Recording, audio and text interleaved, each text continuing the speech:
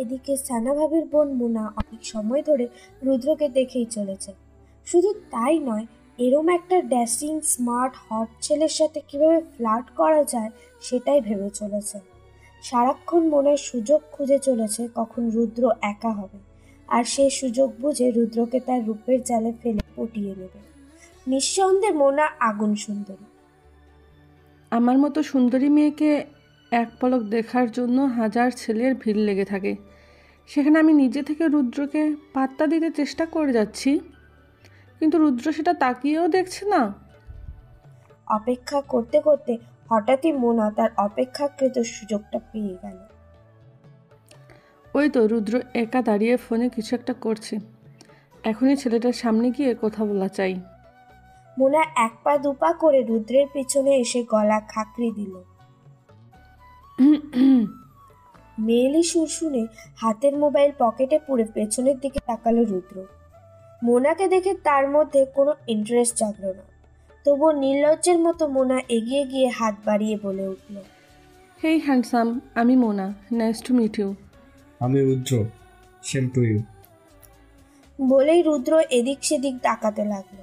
যে সকল মেয়ে যেচে গায়ে পড়তে আসে রুদ্র তাদের একদম সহ্য করতে পারে না। আসলে আপনাকে বেশ কিছু সময় ধরেই নোটিস করছিলাম। একা দাঁড়িয়ে আছেন, হয়তো বোর হচ্ছেন, তাই ভাবলাম একটু সঙ্গ দিলে মন্দ হয় না। ও তাই নাকি? কিন্তু আমি তো বোরিং ফিল করছিলাম না, বরং এখন বোরিং হচ্ছি। রুদ্রের কথা শুনে মোনা হালকা অভিমানের ভান করে বলে উঠল, একটা সুন্দরী মেয়ে এভাবে আপনার কাছে এসে কথা বলছে, আর আপনি পাত্তাই দিচ্ছেন না। রাগী কণ্ঠে রুদ্র বলে উঠল। সহজলভ্য সস্তা জিনিস এই রুদ্র চৌধুরী তাকিয়েও দেখে না। রুদ্রের এমন কথায় অপমান বোধ করলো মোনা, তবুও সামনে দাঁড়িয়ে কথা বলার চেষ্টা চালিয়ে গেল। অন্যদিকে এদিক সেদিক তাকাতে তাকাতে রুদ্রের চোখ আটকে যায় আকাশি রঙের শাড়ি পরিহিত এক রূপবতী রূপসীর দিকে। সে ছোট ছোট বাচ্চাগুলোর সাথে খিলখিল করে হাসছে আর দুষ্টুমি করে চলেছে। মেয়েটির কোমর অবধি ঘন কালো লম্বা কেশ যেন হাওয়ার সাথে পাল্লা দিয়ে উড়ছে। বাচ্চা বাচ্চা দেখতে মুখের ওই মিষ্টি হাসিটা, আর কপালের ভুরু জোড়ার মাঝে ওই ছোট্ট একটা কালো টিপ, চোখে গাঢ় করে টানা কাজলের রেখা, আর পাতলা ঠোঁটে গোলাপি রঙের লিপস্টিকের সাথে করা একটা গোটা সিম্পল সাজটা তাকে যেন একটু বেশি কিউট কিউট লাগছে। এই যুবতী আর কেউ না, এ হলো তন্নির বোন তিন্নি। এখন সে কলেজ পড়ুয়া ছাত্রী, দেখতে একদম বাচ্চা বাচ্চা, আর তেমনই বাচ্চাদের সাথে হেসে খেলে সময় কাটাতেই বেশি পছন্দ করে। এখনও ঠিক তাই করছে সে। বিয়ে বাড়িতে আসা কয়েকটা বাচ্চার সাথে গল্প জুটিয়েছে, দাদা খেলছে ওদের সাথে। তিন্নি সকল কিছু রুদ্রকে চুম্বকের মতো টানছে যেন। রুদ্র মন্ত্রমুগ্ধের ন্যায় তিন্নির পাশে গিয়ে দাঁড়ালো। তিন্নির কথা বলার ধরন, কথার মাঝে হাসি, সবকিছু রুদ্রকে নিমিষেই পাগল করে দিল। রুদ্র হাঁটতে হাঁটতে কখন যে তিন্নির একেবারে কাছে চলে এসেছে টেরই পায়নি। এদিকে তিন্নিও বাচ্চাদের নিয়ে ব্যস্ত থাকায় আশেপাশে কাউকে খেয়াল করেনি। তিন্নি অতি সুমিষ্টি কণ্ঠে বাচ্চাদের উদ্দেশ্যে বলে উঠল, তোমরা কি মজার একটা জোকস শুনতে চাও? হ্যাঁ হ্যাঁ, আমরা মজার মজার জোকস শুনতে চাই তিন্নি আপু। ওকে, শুরু করছি তাহলে। তিন্নির জোক শুনে বাচ্চাগুলোর সাথে সাথে রুদ্র ফিক করে হেসে দেয়। হঠাৎ করে হাসির শব্দ শুনে তিন্নি ঘাড় ঘুরিয়ে পাশেই রুদ্রকে দেখতে পায়। এ কি, আপনি কে? আর এখানে কি করছেন? আরে রিল্যাক্স, হাইপার হওয়ার কিছুই নেই। রুদ্র তার হাত বাড়িয়ে তিন্নিকে বলে উঠল, হেই মিসেস অপসরা, আমি রুদ্র চৌধুরী। মিস্টার রুদ্র, আপনাকে কে বলেছে যে আমার নাম অপ্সরা? কেউ বলেনি, আমি নিজেই বইতে রেখেছি। আপনাকে কি আমি নাম রাখার দায়িত্ব দিয়েছি? সুন্দরী মেয়েদের রাখলে কিন্তু হেব্বি লাগে, মিস বিউটি কুইন। আপনি কিন্তু সহ্যের সীমা ছাড়িয়ে যাচ্ছেন রুদ্র চৌধুরী। আপনি আমাকে বেসামাল করে সীমা ছাড়াতে বাধ্য করছেন। এবার কিন্তু সত্যি সত্যি রেগে যাচ্ছি আমি। ও আচ্ছা, এতক্ষণ তাহলে মিথ্যা মিথ্যা রেগেছিলেন। হাই মাবুদ, এ কার পাল্লায় ফেললে আমায়? আচ্ছা সরি, আর বিরক্ত করবো না। তা তোমার নাম কি? নাম দিয়ে কাজ কি? অনেক কাজ আছে। বলেই দিল। খোলা হেসে উঠল রুদ্র। ছেলেটির এমন গায়ে পড়া স্বভাবে তিনি বেশ ভালোই বিরক্ত হলো। রাগে তার নাকের ডগা লাল হয়ে গেল।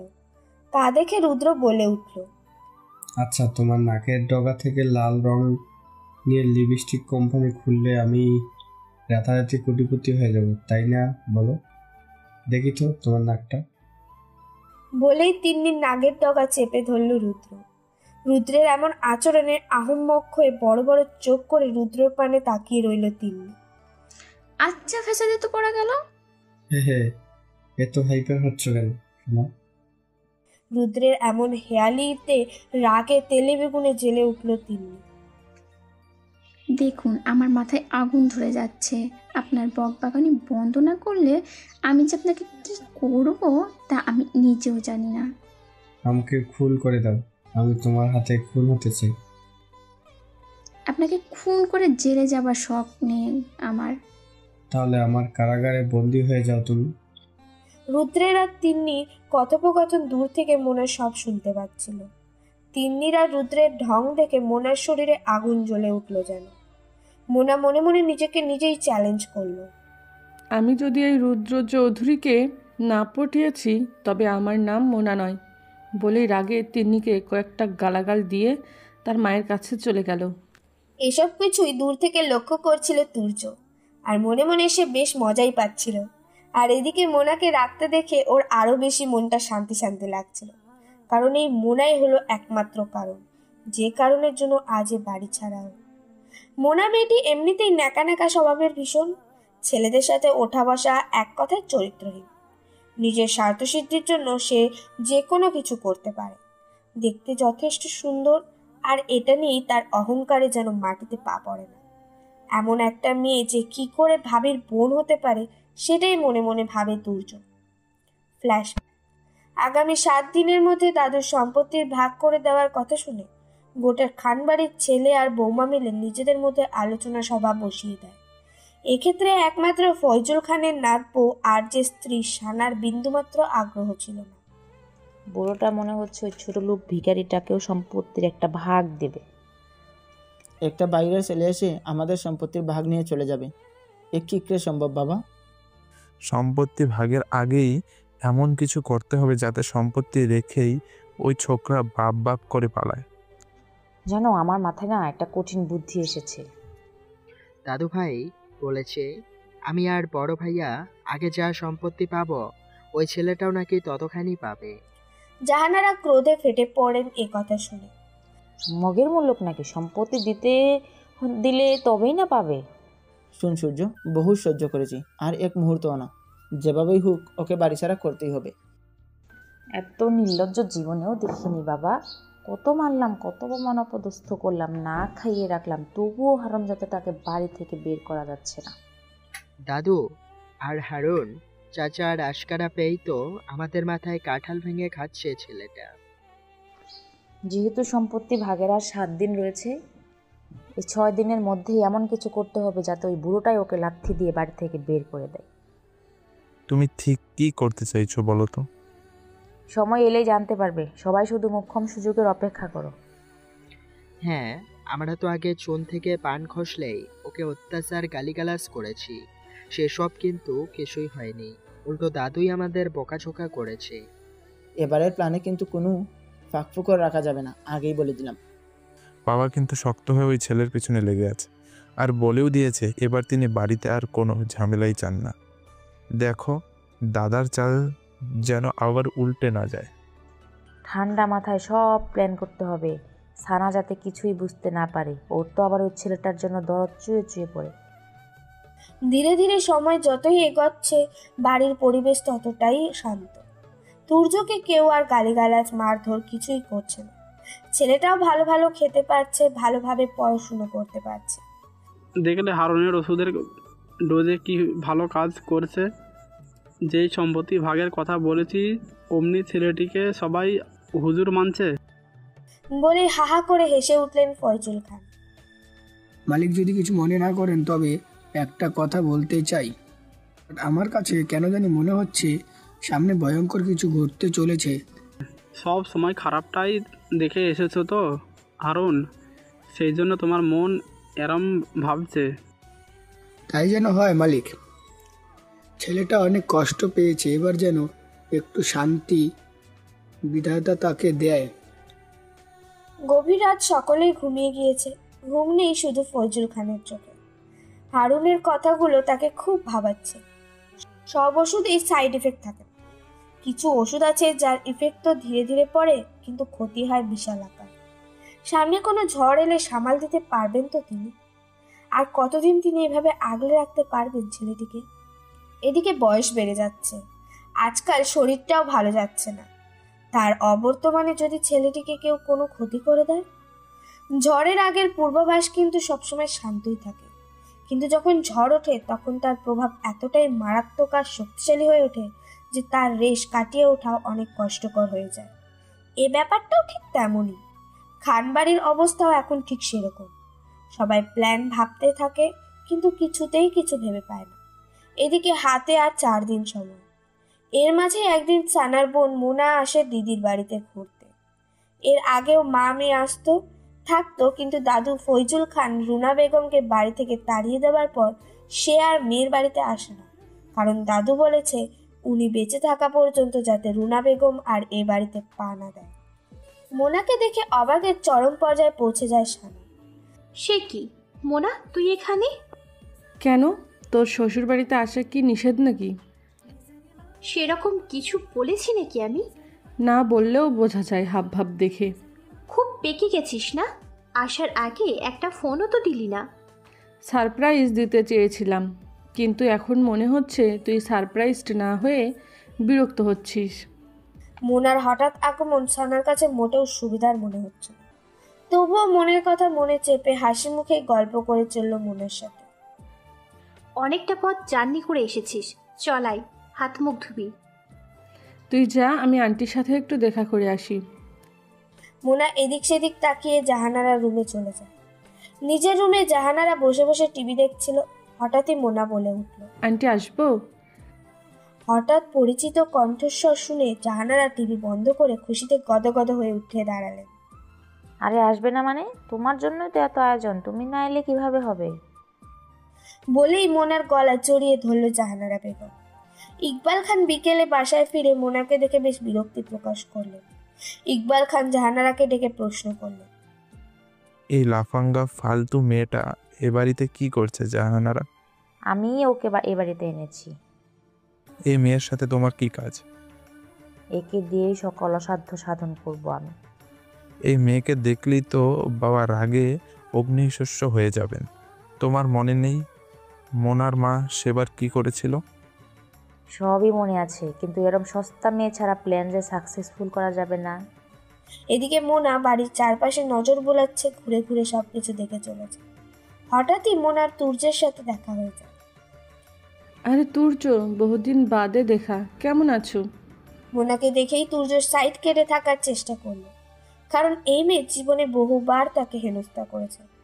হঠাৎই তুর্যের একটি কথা মনে পড়ে যায়। ফ্ল্যাশব্যাক। একবার মোনার মা মিসেস রুনা খান, সূর্য আর জাহানারা শপিং করতে গিয়েছিল। যেতে না চাইলেও তুর্যকে এক প্রকার জোর করেই তারা তাদের সাথে নিয়ে যায়। শপিংয়ের সমস্ত ব্যাগ তুর্যকে দিয়ে ক্যারি করিয়েছে। ঘটনার শেষ এখানেই নয়। শপিং শেষে সবাই যখন ক্লান্ত ক্ষুধার্ত, সেই সময় সকলেই একটি রেস্টুরেন্টে খেতে যায়। মোনা আর সূর্য মিলে অনেক অনেক খাবার অর্ডার করে। তুর্যকেও ভালো ভালো খাবার খেতে দেয় ওরা। প্রথমে এইসব দেখে তুর্য অনেক খুশি হয়। খাবার এক পর্যায়ে ওয়েটার বিল নিয়ে আসলে মোনা তুর্যকে দেখিয়ে দেয়। ওয়েটার তুর্যকে বিল পেপার ধরিয়ে দিয়ে তুর্য আকাশ থেকে পড়ে।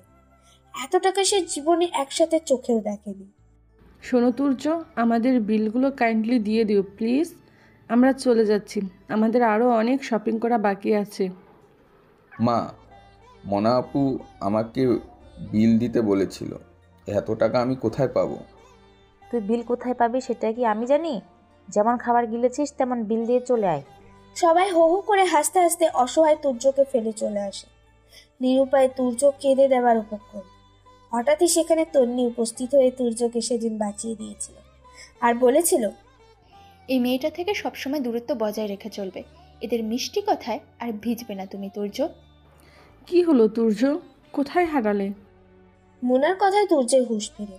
মোনা যে কত নোংরা আর খারাপ মনের অধিকারী এটা তুর্য খুব ভালো করেই বুঝে ফেলেছে। এই জন্য সে বহু আগে থেকে মোনাকে বাড়িতে দেখতে দূরে দূরে থাকার চেষ্টা করে।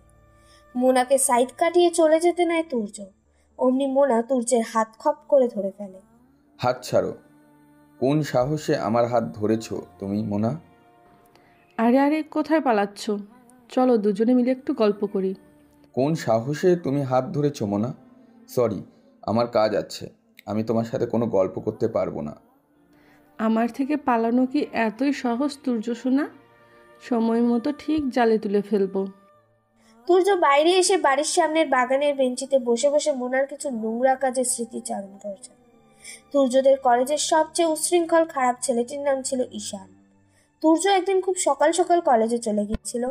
কলেজের পরিত্যক্ত একটি রুম থেকে হঠাৎই তুর্য নিষিদ্ধ কিছু আওয়াজ শুনতে পায়। সেই আওয়াজ অনুসরণ করে এগোতেই দেখতে পায় মোনা আর ঈশান দুজনে খারাপ কাজে লিপ্ত হয়েছে। হঠাৎই ঈশান তুর্যকে দেখে ফেলে। আরে তুই এখানে কি করছিস? যা ভাগ, অসময়ে এসে দিলি তো মুডটা নষ্ট করে। তুমিও কি এক রাউন্ড চাও নাকি তুর্য? মোনার এসব কথা শুনে তুর্যের মাথা ঘুরে উঠল। তুর্য শুধু বলে উঠল, আমি ভেবেছিলাম মোনা নোংরা হলেও হয়তো তোমার চরিত্র ভালো ছিল, কিন্তু এখন দেখছি চরিত্র আরো বেশি খারাপ। তুর্যের কথা ঈশান হো হো করে হেসে প্যান্টের চেন লাগিয়ে একটা সিগারেট ধরালো। এরপর বলে উঠল, এই কলেজের এমন কোনো হাই সোসাইটির ছেলে নেই যে একে চোখে দেখেনি। চাইলে তুইও ট্রাই মারতে পারিস। ইকবাল খানের মেজো ছেলে বলে কথা। মোনা তার কাপড় ঠিক করতে করতে বলে উঠল, কাকে তুমি হাই সোসাইটির ছেলে বলছো ঈশান? এ তো আস্ত একটা ভিখারি। সানা ভাবির মতন পবিত্র একজন মানুষের এরকম নিকৃষ্ট একজন বোন কিভাবে হবে? হঠাৎই মোনা তুর্যের কাছে চলে আসে আর তুর্যের থুতুনি চেপে ধরে বলে ওঠে, আজকের ঘটনা কারো কানে গেলে তোকে ফাঁসাতে আমার 1 সেকেন্ডও লাগবে না। মোনার কথায় তুর্য ভয় পেয়ে সাথে সাথেই সেই রুম থেকে বেরিয়ে আসে। তুর্য বহুবার সানার কাছে এই ঘটনা খুলে বলতে চেয়েছে, কিন্তু কখনো সাহসে কুলোয়নি। মোনা বাড়িতে রয়েছে তাই তুর্য মোনার থেকে নিজেকে দূরে রাখতে ছাদের রেলিংয়ে হাত দিয়ে দাঁড়িয়ে আছে আর তন্নির কথা ভাবছে। মেয়েটা তাকে পাগলের মতো ভালোবাসে। আজকে তন্নি তুর্যকে দেখা করার জন্য ডেকেছিল। আশেপাশে সবার বিয়ে হয়ে যাচ্ছে, আমাদের কবে হবে তুর্য? এই মেয়ে, তোমার বিয়ের বয়স হয়েছে, এখন তো নাক টিপলে দুধ বের হবে। আমি মোটেও বাচ্চা নই, তোমার মতো 2-4টে তুর্য আমি একাই হ্যান্ডেল করতে পারবো। বাপরে, তাই নাকি? বিশ্বাস না হলে বিয়ে করে দেখো। উনি মেয়েটার বেশি কিছু চাওয়া পাওয়া নেই, মেয়েটি অল্পতেই সন্তুষ্ট। কিন্তু এ বাড়ির যেই অবস্থা, তন্নিকে বিয়ে করে কোথায় রাখবো আমি তাকে? মা কি আমাকে শান্তিমতো থাকতে দেবে? হঠাৎই পেছন থেকে কারো জড়িয়ে ধরা স্পর্শে তন্নির ভাবনা থেকে বেরিয়ে আসে তুর্য। পেছনে ঘাড় ঘুরিয়ে মোনাকে দেখে রাগে হিতাহিত জ্ঞান হারিয়ে ফেলে তুর্য। তোমার মতো নোংরা মেয়ে সাহস কি করে হয় আমার শরীরে স্পর্শ করার? আমার একটু উষ্ণতা নেবার জন্য সকল ছেলে অধীর আগ্রহে অপেক্ষা করে, আর আমি তোমাকে নিজে থেকে উষ্ণতা দিচ্ছি। ভালো লাগছে না? না, ভালো লাগছে না, কারণ যারা তোমার উষ্ণতা চায় আমি তাদের মতন নই। এত ভাব দেখাও কেন তুর্য? তোমাকে দেখলে আমি বেসামাল হয়ে যাই, এটা কি তুমি বুঝতে পারো না? না, পারি না, আর বুঝতেও চাই না। বলেই এক ঝটকায় মোনার হাত তার শরীর থেকে ছুঁড়ে ফেলে। মোনা তুর্যের এমন রাগান্বিত ভাব দেখে আরো মজা নেবার জন্য গায়ে ঢলে পড়তে পারে। খবরদার মোনা, একদম কাছে ঘেঁষবে না। তোমার ওই নোংরা শরীর আমার শরীরে স্পর্শ করবে না। ওহ কাম অন বেবি। মোনা, তুমি এখান থেকে চলে যাও, তোমাকে আমার একদমই সহ্য হচ্ছে না। তোমাকে দেখলেই আমার কেমন যেন একটা ফিল হয়, মনে চায় তোমাকে নিয়ে সুখের সাগরে হারিয়ে যেতে। তুমি কি আমার সাথে একটা কাটাতে চাও তুর্য? মোনার এমন ঘৃণিত কথায় তুর্য থুতু ফেলে উঠে বলে, তোমার তো পতিতালয়ে থাকার কথা মোনা, তুমি এখানে কি করছো? মোনা আবার তুর্যকে চাপতে ধরে। প্লিজ তুর্য, আমি আর সহ্য করতে পারছি না, তোমাকে এক রাতের জন্য হলেও আমার চাই। আমাকে একবার কাছে পেলে কোনো দিন আমাকে ভুলতে পারবে না তুমি। মোনা তুর্যের সাহসের সীমা অতিক্রম করে ফেলেছে।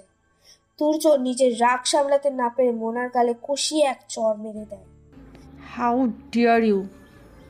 তুমি আমাকে চড় মারলে? হ্যাঁ, মারলাম। তোমার মতন রাস্তার মেয়েদের সাথে এরকম ব্যবহার করাই উচিত। ভবিষ্যতে আর কোনোদিন আমার কাছে ঘেঁষবে না। বলেই তুর্য হনহন করে ছাদ থেকে নেমে গেল। মোনা গালে হাত দিয়ে রাগী চোখে তুর্যের যাওয়ার পানে তাকিয়ে বলে উঠল, তোমাকে এর জন্য কঠিন দাম দিতে হবে তুর্য। আমি তোমাকে ছাড়বো না। সুদে আসলে এই চরের প্রতিশোধ উসুল করব। মোনা আর তুর্যের ঘটে যাওয়া ব্যাপারটা সূর্য দূর থেকে লক্ষ্য করে। আরে বা, এখানে তো ভালোই ট্রেলার চলছে। ক্লাইম্যাক্স তো আভি বাকি হে। বলেই হো হো করে হেসে উঠল। এদিকে মোনা নিজের চোখের জল মুছে নিচে নেমে আসে। হঠাৎই সানা মোনার সামনে এসে দাঁড়ায়। কি ব্যাপার, তখন থেকে খুঁজে চলেছি, কোথায় ছিলি তুই? এই তো মানে এই ছাদে একটু হাওয়া খেতে এলাম, যেই গরম পড়েছে। বলেই সানাকে পাশ কাটিয়ে নিজের জন্য বরাদ্দকৃত রুমে গিয়ে দরজা আটকে দিল। সানার কাছে মোনার চলচলন কিছু স্বাভাবিক লাগছে। নিজের মনকে হাড়ে হাড়ে চেনে সানা। অবশ্যই কোনো মতলব নিয়ে এসেছে সে, কিন্তু মতলবটা কি? এদিকে সূর্য উচ্ছ্বাসিত হয়ে জাহানারা রুমে আসে। মা, তোমাকে এমন একটা খবর বলবো, এখন শুনে তুমি পাগল হয়ে যাবে। কি খবর, তাড়াতাড়ি বল। হঠাৎই রুমে ইকবাল খান প্রবেশ করে। তোমরা মা ছেলে মিলে কিসের প্ল্যানিং করছে এখানে? ভাইয়াকে ডেকে আনি আগে, দাঁড়াও, তারপর বলছি। জাহানারা রুমে বিশাল চক্রান্তের এক মিটিং বসেছে। মিটিংয়ে উপস্থিত রয়েছে আর্য, জাহানারা, ইকবাল খান আর সূর্য নিজে। গলার স্বর নিচু করে বলে উঠল, সানা ভাবির বোন মোনার চরিত্র খারাপ, এটা আমরা সবাই জানি। মেয়েটা টাকার বিনিময়ে যা খুশি তাই করতে পারে। আজকে বিকেলে ছাদে এক দুর্দান্ত ঘটনা ঘটেছে। কি ঘটনা? মোনার তুর্যকে জড়িয়ে ধরতেই তুর্য ওকে চড় মেরেছে। মোনা কতটা প্রতিশোধ পরায়ণ এটা আমরা সবাই জানি। ওকে যদি কোনোভাবে তুর্যের ঘরে ঢুকিয়ে দেখা যায়।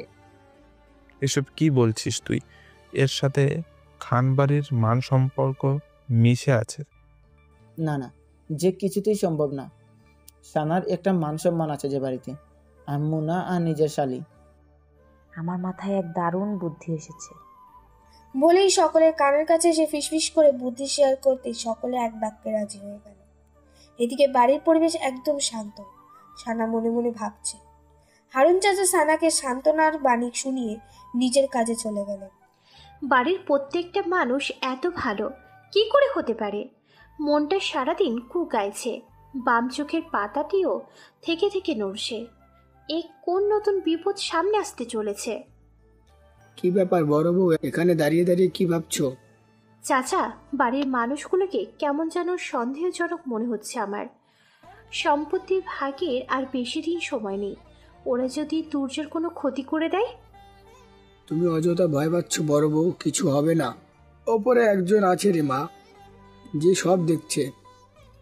তুর্যের ওপর ওরা এত বছর অত্যাচার চালিয়ে এসেছে, হঠাৎই কিভাবে তুর্যকে এত দরদ দেখাচ্ছে ওরা? এদিকে তুর্য তন্নির সাথে ফোনে কথা বলছে। জানো তিন্নি, সানা ভাবির বোন মোনা আজ আমার সাথে অসভ্যতামি করেছে। তোমাকে না বলেছি ওই মেয়ের থেকে দূরে থাকতে? আমি দূরেই ছিলাম। ছাদে এসে সে আমাকে পেছন থেকে জড়িয়ে ধরেছে। যদি এখন মোনার চুলের মুঠি ধরতে পারতাম খুব শান্তি পেতাম। আমি ওকে চড় মেরে ওর জায়গায় বুঝিয়ে দিয়েছি। তুমি অযথা টেনশন করো না। এদিকে জাহানারা সূর্য আর আর্য ভেবে চলেছে। শোন, আগুন গরম থাকতে থাকতেই ঘিটা ঢেলে দিতে হবে। কোনোভাবেই এই চাল মিস করা যাবে না মা। মা চলো এখনই মোনার রুমে যাই। মোনা নিজের রুমে পায়চারি করছে আর এক মনে ভেবে চলেছে, তোমাকে আমি ছাড়বো না তুর্য। তুমি সাপের লেজে পাড়া দিয়েছো, ছোবল তোমাকে খেতেই হবে। হঠাৎই মোনার রুমের দরজায় ঠক ঠক আওয়াজ শুনতে পায়। দরজা খুলে জাহানারা আর সূর্যকে দেখে অবাকই হয় মোনা। আপনারা এখানে? হ্যাঁ মা, আমরা তোমাকে একটু সাহায্য করতে এলাম। কিসের সাহায্য আন্টি? জাহানারা মোনার গালে হাত দিয়ে বলে উঠল, আরে মা, ওই ভিখারি তোমাকে এভাবে মারলো আর তুমি কিছুই বললে না? তুমি কি এর প্রতিশোধ নিতে চাও না? অবশ্যই চাই আন্টি, ওই ছোট লোকের বাচ্চাকে আমি ছাড়বো না। সেই ব্যবস্থাই আমরা করতে এসেছি। তোমাদের কথা আমি বুঝতে পারছি না। বোঝানোর জন্য আন্টি আছি তো, এক্ষুনি সব বুঝিয়ে দিচ্ছি। বলেই জাহানারা মোনার হাত চেপে ধরলেন। তোমাকে একটা কঠিন কাজ করতে হবে মোনা। বলেই জাহানারা মোনার কানে কানে কি করতে হবে না হবে সব বুঝিয়ে দেয়। জাহানারার কথা শুনে মোনার মুখে হাসি ফুটে ওঠে। আন্টি, আপনি খুব সুন্দর একটা বুদ্ধি এঁটেছেন। আমি অবশ্যই আপনার কথা মতো কাজ করব। আজ শুক্রবার, দুপুরের খাবারের পর সকলেই যে যার রুমে শুয়ে আছে। বৃদ্ধ ফয়জুল খানের শরীরটা আজ ভালো নেই, সে ঘুমিয়ে আছে। তুর্য তার নিজের রুমে আছে। জাহানারা, ইকবাল খান, আর্য, সূর্য যার যার রুমে অপেক্ষা করছে কখন বোমাটা ব্লাস্ট হবে সেই আশায়। তুর্য তার রুমে শুয়ে শুয়ে ফোনের স্ক্রিনে তন্নির মিষ্টি হাসি দেওয়া একটি ছবি জুম করে দেখছে। এই মেয়ে, তুমি যে আমার রাতের ঘুম হারাম করেছো তা কি তুমি জানো? তোমাকে নিয়েই আমার সকল ধ্যান ধারণা। আমি তোমাকে অনেক ভালোবাসি তন্নি। হঠাৎই তুর্যের ফোনে একটা অপরিচিত নাম্বার থেকে কল আসে। তুর্য সেটা রিসিভ করে বলে ওঠে, হ্যালো, কে বলছেন? আমি মোনা বলছি। এখনই আমার রুমে আসবে তুর্য। আমি কারো হুকুমের দাস নই। শরীরটা ম্যাচ ম্যাচ করছে, একটু মেসেজ করে দিয়ে যাও না তুর্য।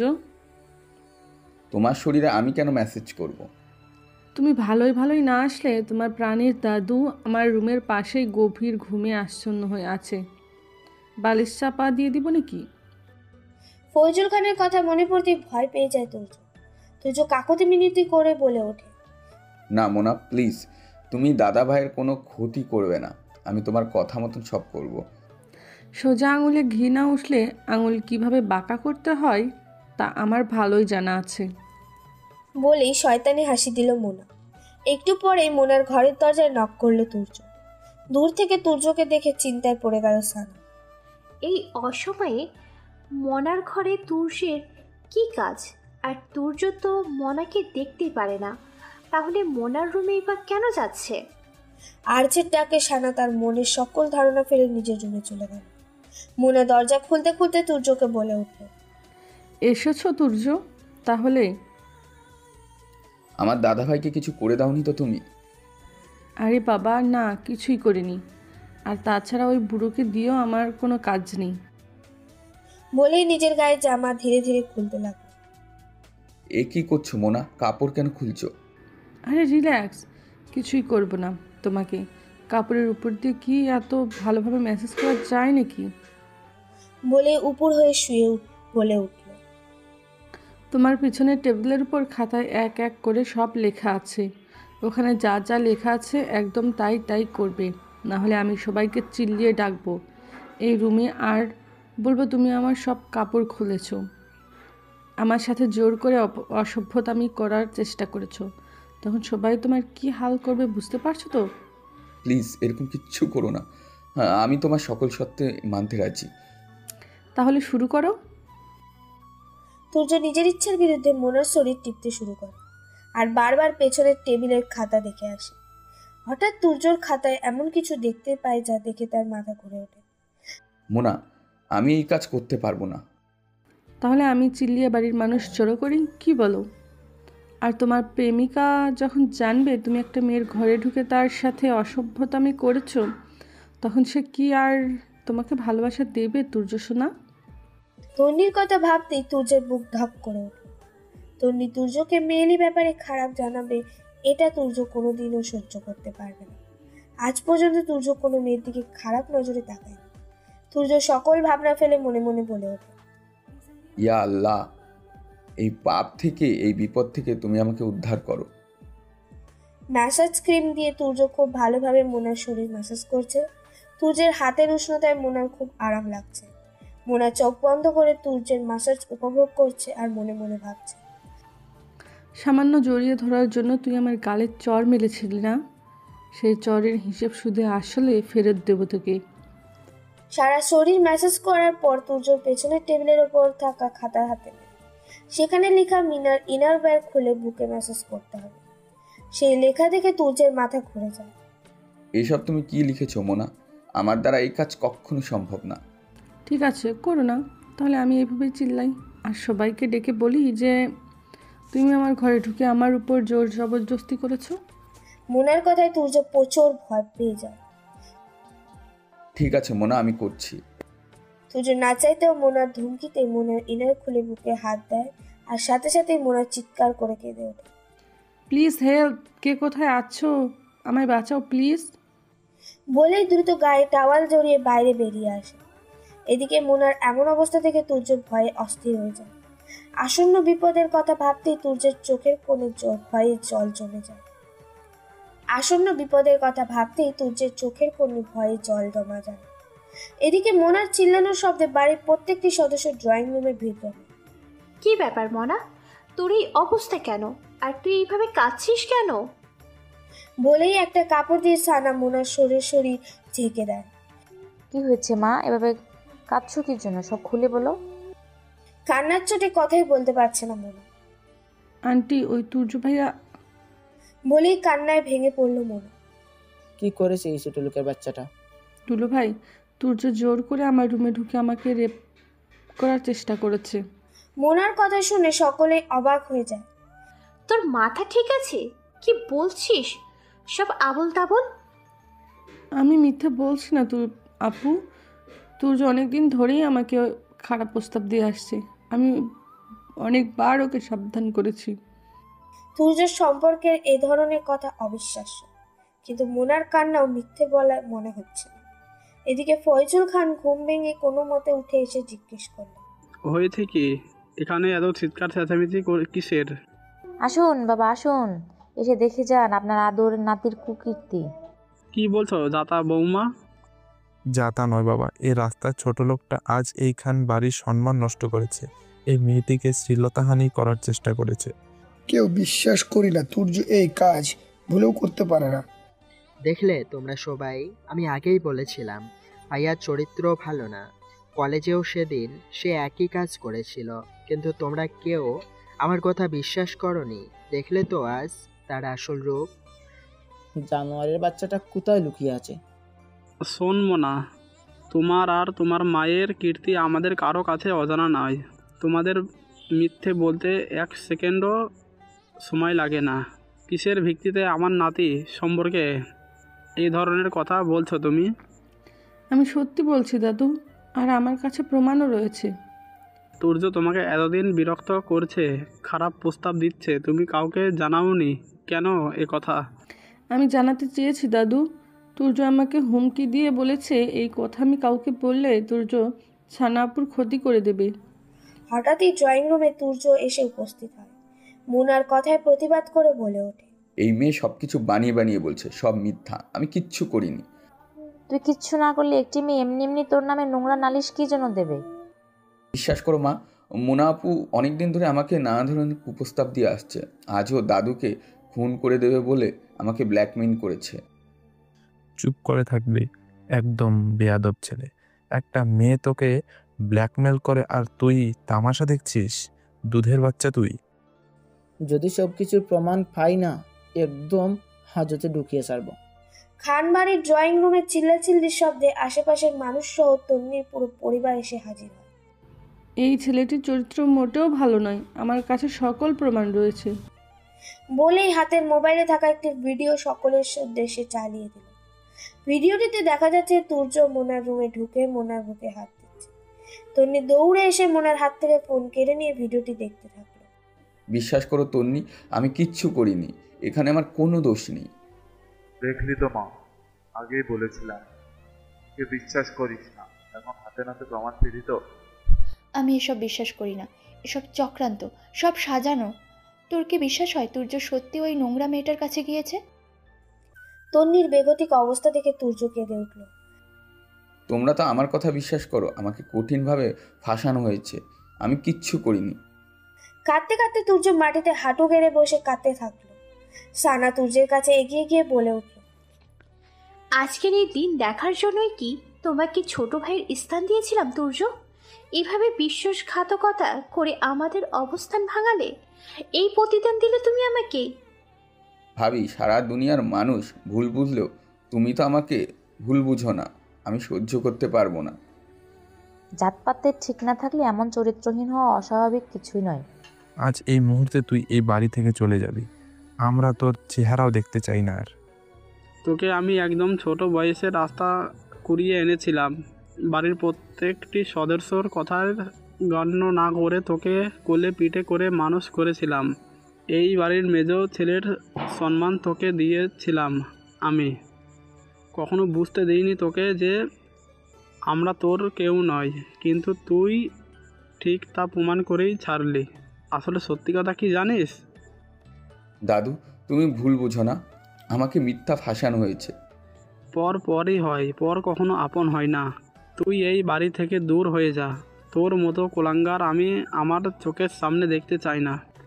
যেই দাদু কোনোদিন উঁচু গলায় তুর্যকে ধমক পর্যন্ত দেয়নি, সেই দাদুর মুখে এমন অপ্রিয় সত্যি শুনে বাকশূন্য হয়ে গেল তুর্য।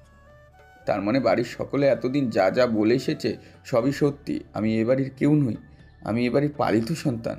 আমার ছোট থেকে এত বড় করলাম দাদা আজকে দিন দেখার জন্য। আমাদের বড় মুখে কিভাবে চুনকালি মাখিয়ে দিলে তুমি। তোমরা কেউ কেন আমার কথা বিশ্বাস করছো না? নিজ চোখে এত কিছু দেখার পরেও তোমাকে কি বিশ্বাস করবো বাবা? মাঝখান থেকে আমার মেয়েটার জীবন নষ্ট করলে। আন্টি, আপনিও আমাকে দুশ্চরিত্র ভাবলেন? হঠাৎই আর্য পেছন থেকে তুর্যকে ঘুষি মারল। তুর্য মুখ থুবড়ি খেয়ে ড্রয়িং রুমের মেঝেতে পড়ে গেল। শালা ছোট লোক, আমার শালের সাথে নোংরামি বলে ইচ্ছে মতো মারতে লাগলো। ইচ্ছে মতো মেরে শরীরে চুনকালি মাখিয়ে বাইরে বের করে দেই জানোয়ারের বাচ্চাটাকে। সানা আঁচলে মুখ লুকিয়ে কেঁদেই চলেছে। নিজের সন্তান তুল্য তুর্যের এমন কাজ আর মারধর কোনোটাই সে সহ্য করতে পারছে না। আর্য তুর্যকে মারতে মারতে একটা হাত ভেঙে ফেলল। ভাই আর মেরো না, আমি কিচ্ছু করিনি ভাই। আমার মায়ের দিব্যি, আমাকে ছেড়ে দাও। হঠাৎই ইকবাল খান নিজের পায়ের স্যান্ডেল খুলে বেধড়ক পেটাতে পেটাতে বলে উঠল, যেখানে মায়ের ঠিক নেই সেখানে মায়ের নামে দিব্যি দেওয়া হচ্ছে। এই বাড়ির সম্মান নিয়ে ছিলিমিলি খেলার স্বাদ তোর আজ আমি ঘুচিয়ে দেব। হঠাৎই ফয়জুল খান সকলের উদ্দেশ্যে হুঙ্কার ছেড়ে উঠলেন, আমি এই ছেলেটিকে এ বাড়িতে এনেছিলাম, সেজন্য আমি তোমাদের সকলের কাছে ক্ষমা ভিক্ষা চাইছি। আজ আমি এই ছেলেটিকে বলছি, দূর হয়ে যা এই বাড়ি থেকে। তোর ছায়াও এই বাড়ির তীর সীমানায় দেখতে চাই না। এত বড় অপবাদ দিও না দাদু ভাই, আমাকে বিশ্বাস করো তোমরা। নিজ চোখে সকল প্রমাণ দেখার পর আর কোনো বিশ্বাস অবিশ্বাস থাকে না তুর্য। তুর্যের আর্তনাদ ভরা কান্নায় আকাশ বাতাস ভারী হয়ে উঠল। আর্য আর সূর্য মিলে টেনে হিচড়ে বাইরে নিয়ে এলো তুর্য। কোনোদিন আমরা চেহারাও দেখতে চাই না। আমরা আজ থেকে জানবো তুই মৃত। সকলের এমন কথায় কষ্টে বুকের ছাতি ভেঙে এলো তুর্য। একদিন ঠিক তোমরা আমাকে ভুল বুঝবে, সেদিন আমাকে অনেক খুঁজবে, কিন্তু কোথাও পাবে না। চোখের জল মুছে তুর্য কোনো মতে খুঁড়িয়ে খুঁড়িয়ে চলে গেল অজানা গন্তব্যে। খানবাড়ির আজ শান্ত, স্তব্ধ, নীরব, কোথাও কোনো শব্দ নেই। ইকবাল খান, জাহানারা, সূর্য আর মোনা হেসেই চলেছে শুধু। যাক বাবা, অবশেষে আপদ বিদায় হলো। কাজটা কি সত্যি ঠিক হলো? ঠিক ভুল বুঝি না, একটা রাস্তার ছেলে এখানে থাকতো, এটা ভেবেই কেমন যেন দম বন্ধ লাগে। কলেজে বহু জ্বালিয়েছে আমাকে, আর জ্বালাতে পারবে না। আজ থেকে আমি মুক্ত। এই কাজ আমার জন্যই সম্ভব হয়েছে আঙ্কেল আন্টি।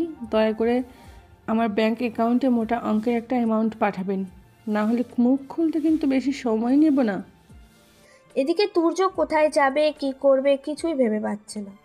অসুস্থ শরীর আর ভাঙা হাত নিয়ে ব্যথায় কাতরাতে কাতরাতে সে রাস্তায় রাস্তায় হেঁটে চলেছে। হঠাৎই ফয়জুল খানের পার্সোনাল ডক্টর তুর্যকে দেখে ফেলে। আরে, এটা ফয়জুল খানের মেজ নাতি না? এই ছেলে রাস্তায় এভাবে ঘুরছে কেন? মনের কৌতূহল ধরে রাখতে না পেরে ডাক্তার সাহেব গাড়ি থামিয়ে ডেকে ওঠেন, এই তুর্য, দাঁড়াও। রাস্তায় হঠাৎই নিজের নাম ধরে ডাকায় অবাক হয়ে যায় তুর্য। পেছন ফিরে ডাক্তারকে দেখতে পেয়ে খুঁড়িয়ে খুঁড়িয়ে এগিয়ে আসে। কি ব্যাপার তুর্য, তুমি এই রাস্তায় কি করছো? আর তোমার শরীরে এই অবস্থা কেন? তুর্যের কিছুক্ষণ আগের কথা মনে পড়তেই দুই চোখের কোণে অশ্রু ভিড় করে। ডাক্তারের প্রশ্নের উত্তর না দিয়ে নীরবে সে অশ্রু বিসর্জন দিতে থাকে। ডাক্তার সাহেব বুঝতে পারেন যে ঘটনা তো কিছু আছেই বটে, তাই তড়িঘড়ি করে বলে ওঠে, তুমি আমার গাড়িতে ওঠো, তোমাকে বাড়ি পৌঁছে দিই। বাড়ির কথা শুনে তুর্যের মরুভূমির মতো শুকনো বুকে খা খা করে ওঠে। আমার কোনো বাড়িঘর নেই ডাক্তার, আমি ভিখারি, রাস্তার ছেলে, জাতপাতহীন এক দুশ্চরিত্রা। এসব কি বলছো তুর্য? জি ডাক্তার, ঠিক বলেছি। এ বাড়ির মানুষ আমাকে মিথ্যা অপবাদ দিয়ে মেরে ঘাট ধাক্কা দিয়ে বের করে দিয়েছে। ফয়জুল খানের বাড়ির মানুষ সম্পর্কে ডাক্তার সাহেবের ধারণা আছে, এরা বাইরে এক ভেতরে আরেক। ফয়জুল খানের কাছ থেকে ডাক্তার সাহেব আগেই শুনেছিল যে তুর্য আর তার আপন নাতি নয়, এই জন্য বাড়ির মানুষ ছেলেটিকে অনেক অত্যাচারে করে, সাথে ফয়জুল খানকেও কথা শোনায়। মনের ভাবনা ফেলে ডাক্তার গাড়ি থেকে নেমে তুর্যের কাছে আসলেন। তোমাকে আমি ছোটবেলা থেকে চিনি তুর্য, আমি জানি না ওখানে কি হয়েছে, আর জানতেও চাই না। তুমি দ্রুত আমার সাথে চলো, তোমার শরীর থেকে রক্ত ঝরছে, তোমার চিকিৎসার প্রয়োজন। তুর্য আর কথা না বাড়িয়ে ডাক্তারের গাড়িতে উঠে বসে। ডাক্তার সাহেব দ্রুত গাড়ি ড্রাইভ করে হসপিটালের উদ্দেশ্যে রওনা দেয়। এদিকে সানা আর ফয়জুল খান কিছুতেই শান্তি পাচ্ছেন না। তুর্যের চোখ মুখ দেখে আর কাকুতি মিনতি শুনে তাকে পুরোপুরি নির্দোষ মনে হয়েছে। তাহলে মোনাই বা কোন দুঃখে তুর্যকে ফাঁসাতে যাবে? সানা মনের ভাবনা ভাবতে ভাবতে মোনার রুমের সামনে এসে দরজায় নক করল। দরজা খুলে মোনার অবাবেকের স্বরে, আপু তুই এখানে? আমি তুর্যের অসভ্যতামির ভিডিওটা আর একবার দেখতে চাই। দেখিনি, ইচ্ছে মতো মন ভরে দেখিনি, যত দেখবি ততই শুধু ঘৃণাই করবি। মোনা কাঁদো কাঁদো মুখে সানার দিকে মোবাইল এগিয়ে দিয়ে বলে উঠল, আগে যদি বুঝতে পারতাম তোদের বাড়িতে বেড়াতে এলে এভাবে সব কিছু খোয়াতে হবে, তাহলে আর কোনো দিনও আসতাম না রে আপু। সানা মোনার কথার কোনো উত্তর না দিয়ে ফয়জুল খানের কক্ষে চলে যায়। এদিকে ফয়জুল খানও তুর্য যাবার পর অসুস্থ হয়ে বিছানায় পড়েছেন। বুকের ব্যথায় কোনোভাবে উঠে দাঁড়াতে পারছেন না। দেখলে হারুন, যাকে নিজের আদর্শে এত বড় করলাম, সেই আজ কত বড় অপকর্ম করে ফেললো। আপনার কি বিশ্বাস হয় মালিক যে তুর্য এই কাজ করেছে? চোখের সামনে তো দেখলে হারুন, বিশ্বাস না করে কি আর উপায় আছে? অনেক সময় আমরা সত্য মিথ্যা গুলিয়ে ফেলি মালিক। ওদের কথার ওপর ভিত্তি করে তুর্যকে বাড়ি থেকে বের করে দেওয়া ঠিক হয়নি। ছেলেটির চোখে মুখে নির্দোষের ছাপ স্পষ্ট দেখেছি। এদিকে তন্নি তার নাওয়া খাওয়া ভুলে পাগলের মতো হয়ে গিয়েছে। আপু প্লিজ তুই খেয়ে নে, কান্না বন্ধ কর। তোর এরকম অবস্থা আমরা সহ্য করতে পারছি না। আমার চাইতে তুর্য ভাইকে তুই ভালো চিনিস। যে তুর্য আমার হাতটা ধরতে 10 বার পর্যন্ত ভাবে, সে কিভাবে ওই নোংরা মেয়ের রুমে যায়? দেখতেই পাচ্ছ মেয়েটা কষ্ট পাচ্ছে, এখানেও এসে এরকম না করলে পেটের ভাত হজম হচ্ছে না তোমার? আমি 100% শিওর তুর্য এ কাজ করেনি, ওকে ফাঁসানো হয়েছে। আমি তুর্যের কাছে যাব, আমাকে এক্ষুনি তুর্যের কাছে নিয়ে চলো। তুর্য ভাইয়াকে ওরা বাড়ি থেকে বের করে দিয়েছে আপু। ভাইয়া কোথায় গিয়েছে আমরা কেউ জানি না, তার ফোনটাও বন্ধ। এদিকে সানা মোনার থেকে ফোন এনে ভিডিওটি ভালোভাবে চালিয়ে দেখছে। স্লো মোশনে ভিডিওটি চালাতে সোনার ভ্রু কুঁচকে যায়। তুর্য বারবার পিছনের টেবিলের উপর থেকে খাতা নিয়ে কি দেখাচ্ছে এভাবে? না না, ভিতরে অবশ্যই খাপলা রয়েছে। আমাকে সব ভালো করে বুঝতে হবে, জানতে হবে। সানা পরপর 3-4 বার টেনে টেনে ভিডিওটি দেখতে যা বোঝার তা বুঝে গেল। সানা দৌড়ে মোবাইল ফোনটি নিয়ে ফয়জুল খানের রুমে চলে আসে। অনেক বড় সর্বনাশ হয়ে গেছে দাদু, আমরা জেনে বুঝে ভুল করে ফেলেছি। কি ব্যাপার নাথ বউ, তুমি এভাবে কাঁদছো কেন? তুর্য নির্দোষ দাদু, ওকে মিথ্যে অপবাদ দিয়েছে আমার বোন। আমাকে আপনি শাস্তি দিন দাদু ভাই, না হলে কিছুতেই আমি শান্তি পাবো না। বড় অন্যায় হয়ে গেছে তুর্যের মতো নিষ্পাপ ছেলের উপর। কি বলছো এসব পাগলের মতো? আপনি যেখান থেকে পারেন তুর্যকে খুঁজে আনার ব্যবস্থা করুন দাদু, আমি নিজে ওর কাছে ক্ষমা চাইবো। আমি আগে বলেছিলাম তুর্য দাদা ভাই এমন কাজ করতে পারে না। এত বড় ভুল আমার দ্বারা কিভাবে হলো নাথ বউ? আমি আমার দাদা ভাইকে মিথ্যা অপবাদে বাড়ি থেকে বের করে দিলাম, এই পাপ কিভাবে মুছবো আমি? তুমি আগেই কাউকে কিছু বলো না নাথ বউ। পাপ যেহেতু আমি করেছি, পাপের প্রায়শ্চিত্ত আমিও করব। এদিকে সূর্যের রুমে গোপন বৈঠকের আয়োজন করেছে জাহানারা। এখানে উপস্থিত রয়েছে আর্য, সূর্য, ইকবাল খান আর জাহানারা নিজে। দেখলে মা, মোনা আপু ঠিক সময় এসে কিভাবে পোল্ট্রি নিতে যাচ্ছে।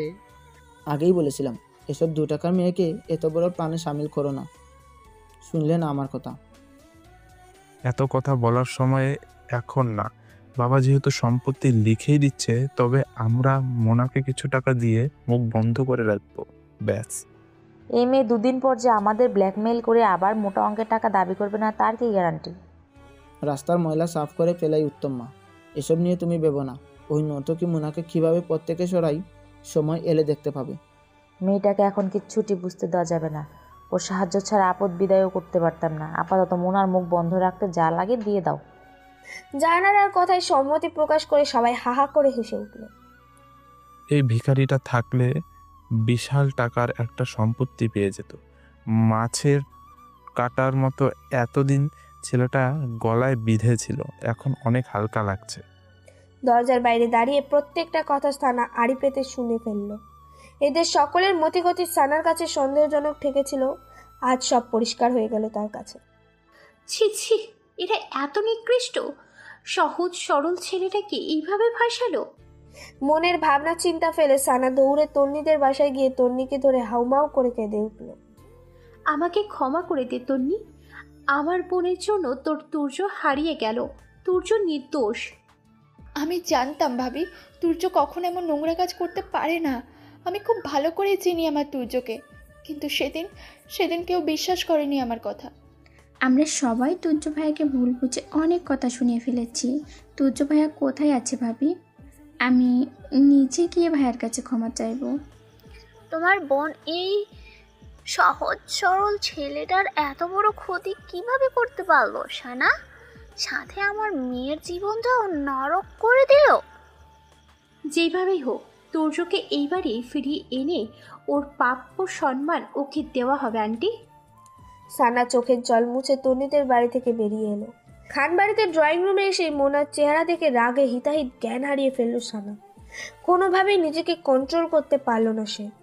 সপাটে মোনার গালে এক চর বসিয়ে দিল সানা। চরের দাপট সামলাতে না পেরে মেঝেতে পড়ে গেল মোনা। দুশ্চরিত্র কোথাকার! নিজের বোনের শ্বশুর বাড়িতে এসে নষ্টামি করতে লজ্জা করলো না তোর? আপু তুই আমাকে মারতে পারলি? কি করেছি আমি? তুই এই জানোয়ারদের সাথে মিশে তুর্যকে মিথ্যে অপবাদে বাড়ি থেকে বের করে দিয়েছিস। সকল প্রমাণ আছে আমার কাছে। বলেই মোনার চুলের মুঠি ধরে আরো কয়েক ঘা লাগিয়ে দিল। এদিকে ড্রয়িং রুমে বাড়ির প্রত্যেকটি সদস্য উপস্থিত হয়ে গিয়েছে। নাগরের জন্য খুব মহব্বত দেখা যাচ্ছে। এই নোংরা মহিলা, আপনি চুপ করুন। আপনার নোংরামির জন্য আজ এসব হয়েছে। আর কত নিচে নামবেন নিজেকে? সীমা অতিক্রম করছো তুমি বৌমা। আপনার এই নোংরা মুখে আমাকে বৌমা বলে সম্বোধন করবেন না, ইকবাল খান। খুব সাহস দেখাচ্ছিস। বলেই সানার গালে চর মারতে দিল আর্য। সাথে সাথেই সানা আর্যের হাত ধরে ফেলে আরেক হাত দিয়ে আর্যের গালে কষিয়ে এক থাপ্পড় লাগিয়ে দিল। তোর মতো অসভ্যকে আমার আরও আগে থাপ্পড় মেরে জবাব দেওয়া উচিত ছিল, কিন্তু আমি তা করতে পারিনি, কারণ তোকে আমি ভালোবেসেছিলাম। কিন্তু তোর মতো নিকৃষ্ট লোকের জন্য আমার মনে আর কোনো ভালোবাসা নেই। তোর পাপের জন্যই সৃষ্টিকর্তা আমাদের ঘরে এতদিন কোনো সন্তান দেয়নি। তোকে আমি ডিভোর্স দেব, আর্য খান। হঠাৎই পেছন থেকে হাততালির শব্দ পাওয়া গেল। পেছনে ফিরে সকলে ফয়জুল খানকে দেখতে পেল। দেখেই ভয়ে চমকে উঠল। এতদিনে তুমি সঠিক সিদ্ধান্ত নিয়েছো নাথবাবু। এরা সব কটা জানোয়ারের দল। ইকবাল খান ফয়জুল খানকে নানানভাবে বোঝানোর চেষ্টা করে বলে উঠল। আসলে বাবা, আমি তোমাকে সব বুঝিয়ে বলছি। ইকবাল খানকে কিছু বলতে না দিয়ে ফয়জুল খান ইকবাল খানের গালে সপাটে চর বসিয়ে দিল। সুবাদে অনেক আদর যত্নে তোকে লালন পালন করেছি, কিন্তু এই আদর যে তোকে দিনে দিনে অমানুষ করে ফেলেছে আমি কখনোই ভাবতে পারিনি। তোকে ছেলে হিসাবে পরিচয় দিতে আমার লজ্জা হচ্ছে। বলেই আরো দুটো চর লাগিয়ে দিলেন ইকবাল খানকে। দাদা ভাই, আমরা ওই রাস্তার ছেলের সাথে কেন একই বাড়িতে থাকবো? চুপ কর বেয়াদব, এটা তোদের বাড়ি নয়, এটা আমার নিজের রক্ত পানি করে তৈরি করা বাড়ি। তোরা সকলে বেরিয়ে যায় এই বাড়ি থেকে। এই বাড়িতে তোদের আর কোনো হক নেই। যেই বাড়িতে মানুষের কোনো মূল্যায়ন নেই সেই বাড়িতে আমি আর থাকতে চাই না। আমি এই বাড়ি থেকে চলে যাব, আমাকে ক্ষমা করে দেবেন মালিক। প্রত্যেকের উপর উত্তেজিত হয়ে ফয়জুল খান হঠাৎই বুকের ব্যথায় ঢলে পড়ে যান। দাদু, কি হয়েছে আপনার? কোথায় কষ্ট হচ্ছে দাদু? বাবা কেন এমন করছো, কি হয়েছে? বুক চেপে ধরে বলেই ফয়জুল খান জ্ঞান হারালেন। বাড়ির প্রত্যেকেই ব্যস্ত হয়ে অ্যাম্বুলেন্সে কল করলো। দ্রুত অ্যাম্বুলেন্সে তুলে ফয়জুল খানকে শহরের নামি দামি হাসপাতালে নিয়ে চলল। ডক্টর নার্সকে কোথায় আনছেন? প্লিজ আমার বাবাকে বাঁচান।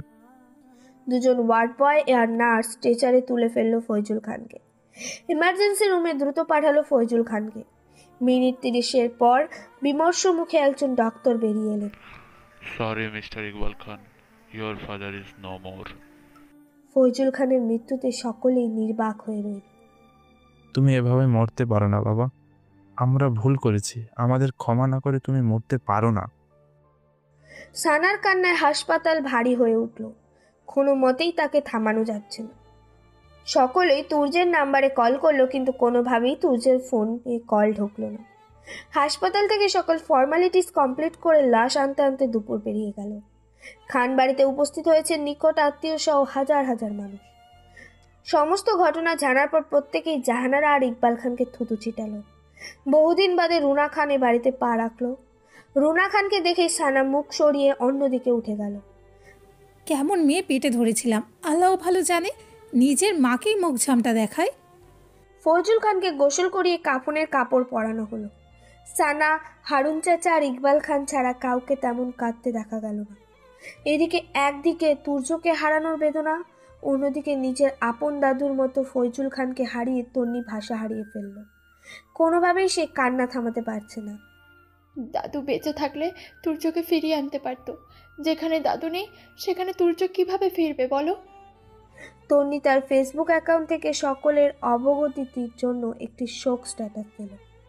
খানবাড়ির বড় দাদু আজ সকাল 10 ঘটিকায় ইন্তেকাল করেছেন। দাদুকে হারিয়ে আমরা বাক শূন্য। আপনারা সকলে দোয়া করবেন দাদুর জন্য। দাদুকে আল্লাহ যেন জান্নাত দান করেন। এদিকে তুর্য আর অন্য একটি ফেসবুক অ্যাকাউন্ট থেকে তন্নিকে ফলো করে তন্নির সকল আপডেট নিল। তন্নি বহুদিন বাদে ফেসবুকে স্ট্যাটাস দিয়েছে। কি স্ট্যাটাস সেটা দেখতেই তুর্যের পুরো দুনিয়া দুলে উঠল। নিজের চোখকেই কোনোভাবে বিশ্বাস করতে পারছে না সে। এদিকে তার হাতে স্লিং ঝুলছে, হাতে পায়ে প্রচুর ব্যথা। তুর্য কোনো মতে খুঁড়িয়ে খুঁড়িয়ে ডাক্তার সাহেবের কাছে এলেন। ফয়জুল খানের পার্সোনাল ডাক্তার তুর্যকে একদিন তার বাড়িতেই স্থান দিয়েছিল। আমাকে খানবাড়ির সামনে নিয়ে চলুন প্লিজ, আমার দাদু আর বেঁচে নেই, দাদুকে শেষ দেখা দেখতে চাই আমি। ফয়জুল খানের মৃত্যুর কথা শুনে ডাক্তার সাহেব খুব মর্মাহত হলেন। কোনো মতে তুর্যকে সামলে গাড়ি করে ছুটে চলেন খানবাড়ির সামনে। এদিকে ফয়জুল খানকে খাটিয়ায় তোলা হয়েছে কবরে দেওয়ার জন্য। মানুষ মরে গেলে সকলের যেন একটাই চিন্তা, কখন লাশ দ্রুত মাটিতে দেওয়া যাবে। এত আদরের ভালোবাসার মানুষ দম ফুরালেই লাশ হিসেবে গণ্য হয়। দামি নরম তুলতুলে খাট ছেড়ে স্থান হয় তার মাটির শক্ত বিছানায়। তুর্যকে গাড়িতে রেখে ডাক্তার সাহেব খান বাড়িতে প্রবেশ করলেন। ফয়জুল খানের সাথে বহু স্মৃতি মনে করে চোখের কোণে জল জমা হলো। এদিকে তুর্য গাড়ি থেকে নেমে খানবাড়ির বিশাল বাগানের ধারে দাঁড়িয়ে দাঁড়িয়ে কেঁদে চলেছে। দাদুর সাথে তার হাজারো স্মৃতি মনে পড়ে যাচ্ছে বারবার। দাদু তোকে কত আদর ভালোবাসা দিত, সেই দাদুই তোকে ভুল বুঝে দুনিয়া ছেড়ে চলে গেল। তুর্য একটিবারও নির্দোষ প্রমাণ করার সুযোগও দিল না। খাটিয়ায় লাশ তুলে কাঁধে করে কবরের উদ্দেশ্যে নিয়ে যাওয়া হচ্ছে। তুর্য দাঁড়িয়ে দাঁড়িয়ে সব দেখলো, কিন্তু কাছে যেতে পারল না। কারণ তার দাদু বলে গিয়েছে তুর্য যেন এবারের ত্রিসীমানায় আর কোনোদিন পা না রাখে। রাত 9টার মধ্যে ফয়জুল খানকে কবর দিয়ে সবাই যে যার রূপ মতো বাড়ি ফিরে গেল। তুর্য লুকিয়ে লুকিয়ে ফয়জুল খানের কবরের কাছে আসলো। ফয়জুল খানের কবরের মাটিতে হাত বুলাতে বুলাতে ডুকরে কেঁদে উঠল তুর্য। তোমার শেষ বিদায় কেন আমাকে কাছে থাকতে দিলে না দাদু? আমাকে এতটা অবিশ্বাস করলে তুমি? তোমাকে ছাড়া আমি কিভাবে বাঁচবো দাদু? কথা বলো দাদু, হো দাদু কথা বলো। হঠাৎই হারুন চাচা কবর পাড়ে এসে তুর্যকে দেখে অবাক হয়ে যায়। তুর্য দাদু ভাই, তুমি এখানে? হারুন চাচা দেখে তুর্য আরো জোরে কেঁদে ওঠে। এটা কি হলো ছোট দাদু? আমার দাদা ভাই আমাকে একা করে চলে গেল। আমি কি নিয়ে বাঁচবো? দাদু ছাড়ো, দাদু ছাড়ো তো, এই দুনিয়া আমার কেউ নেই দাদু। তুর্যের কান্নায় বৃদ্ধ হারুন ফুপিয়ে কেঁদে উঠলেন। তুর্যকে সান্ত্বনা দেওয়ার ভাষা তার জানা নেই।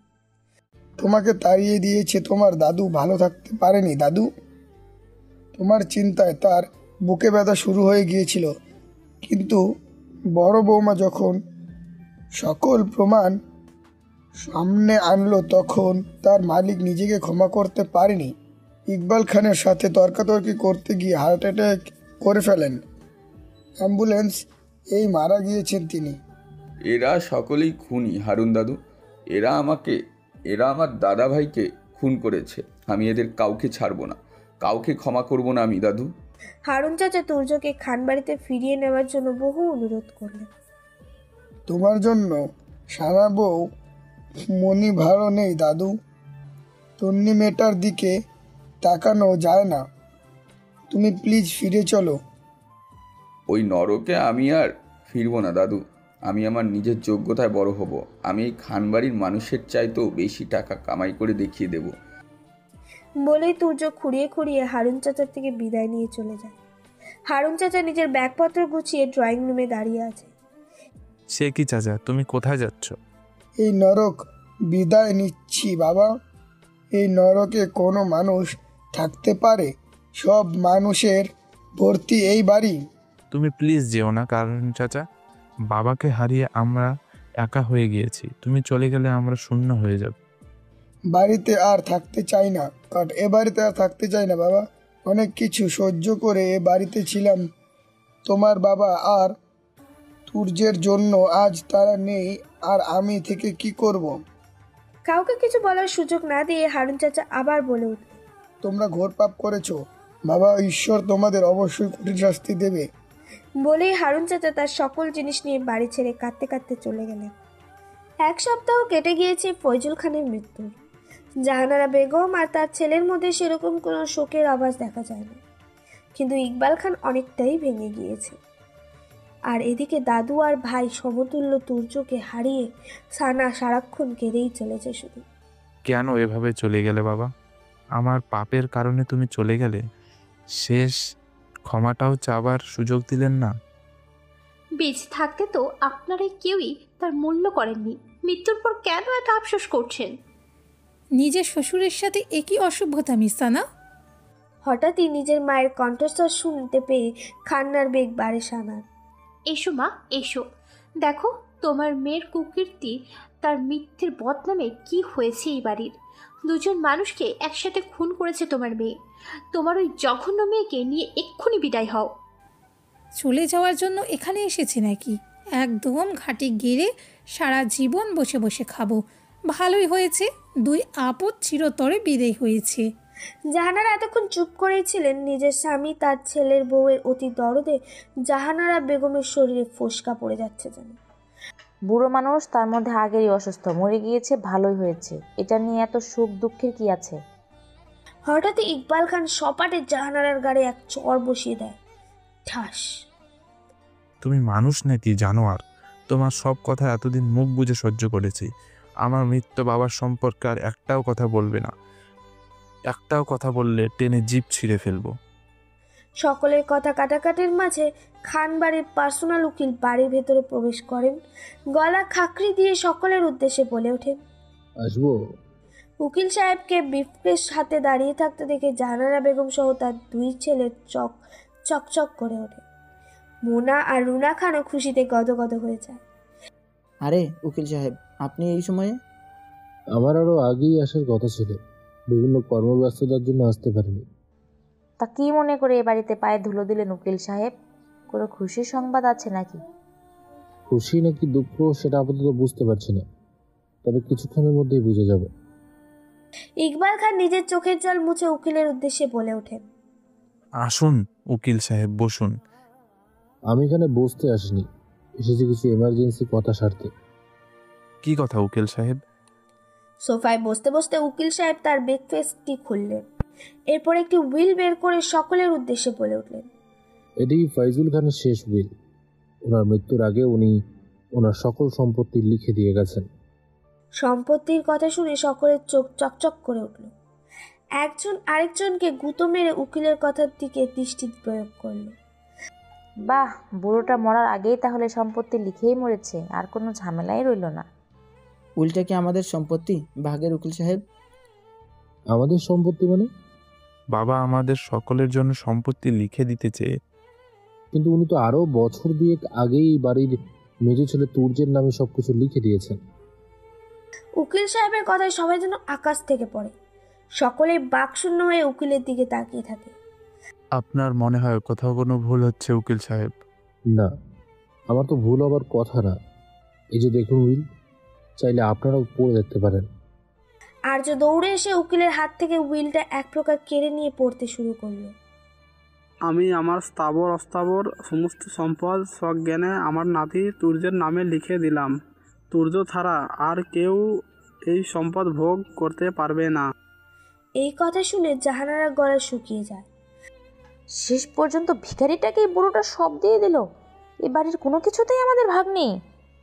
না, নেই। তুর্য চাইলে আপনাদের এই বাড়ি ছেড়ে চলে যেতে হবে।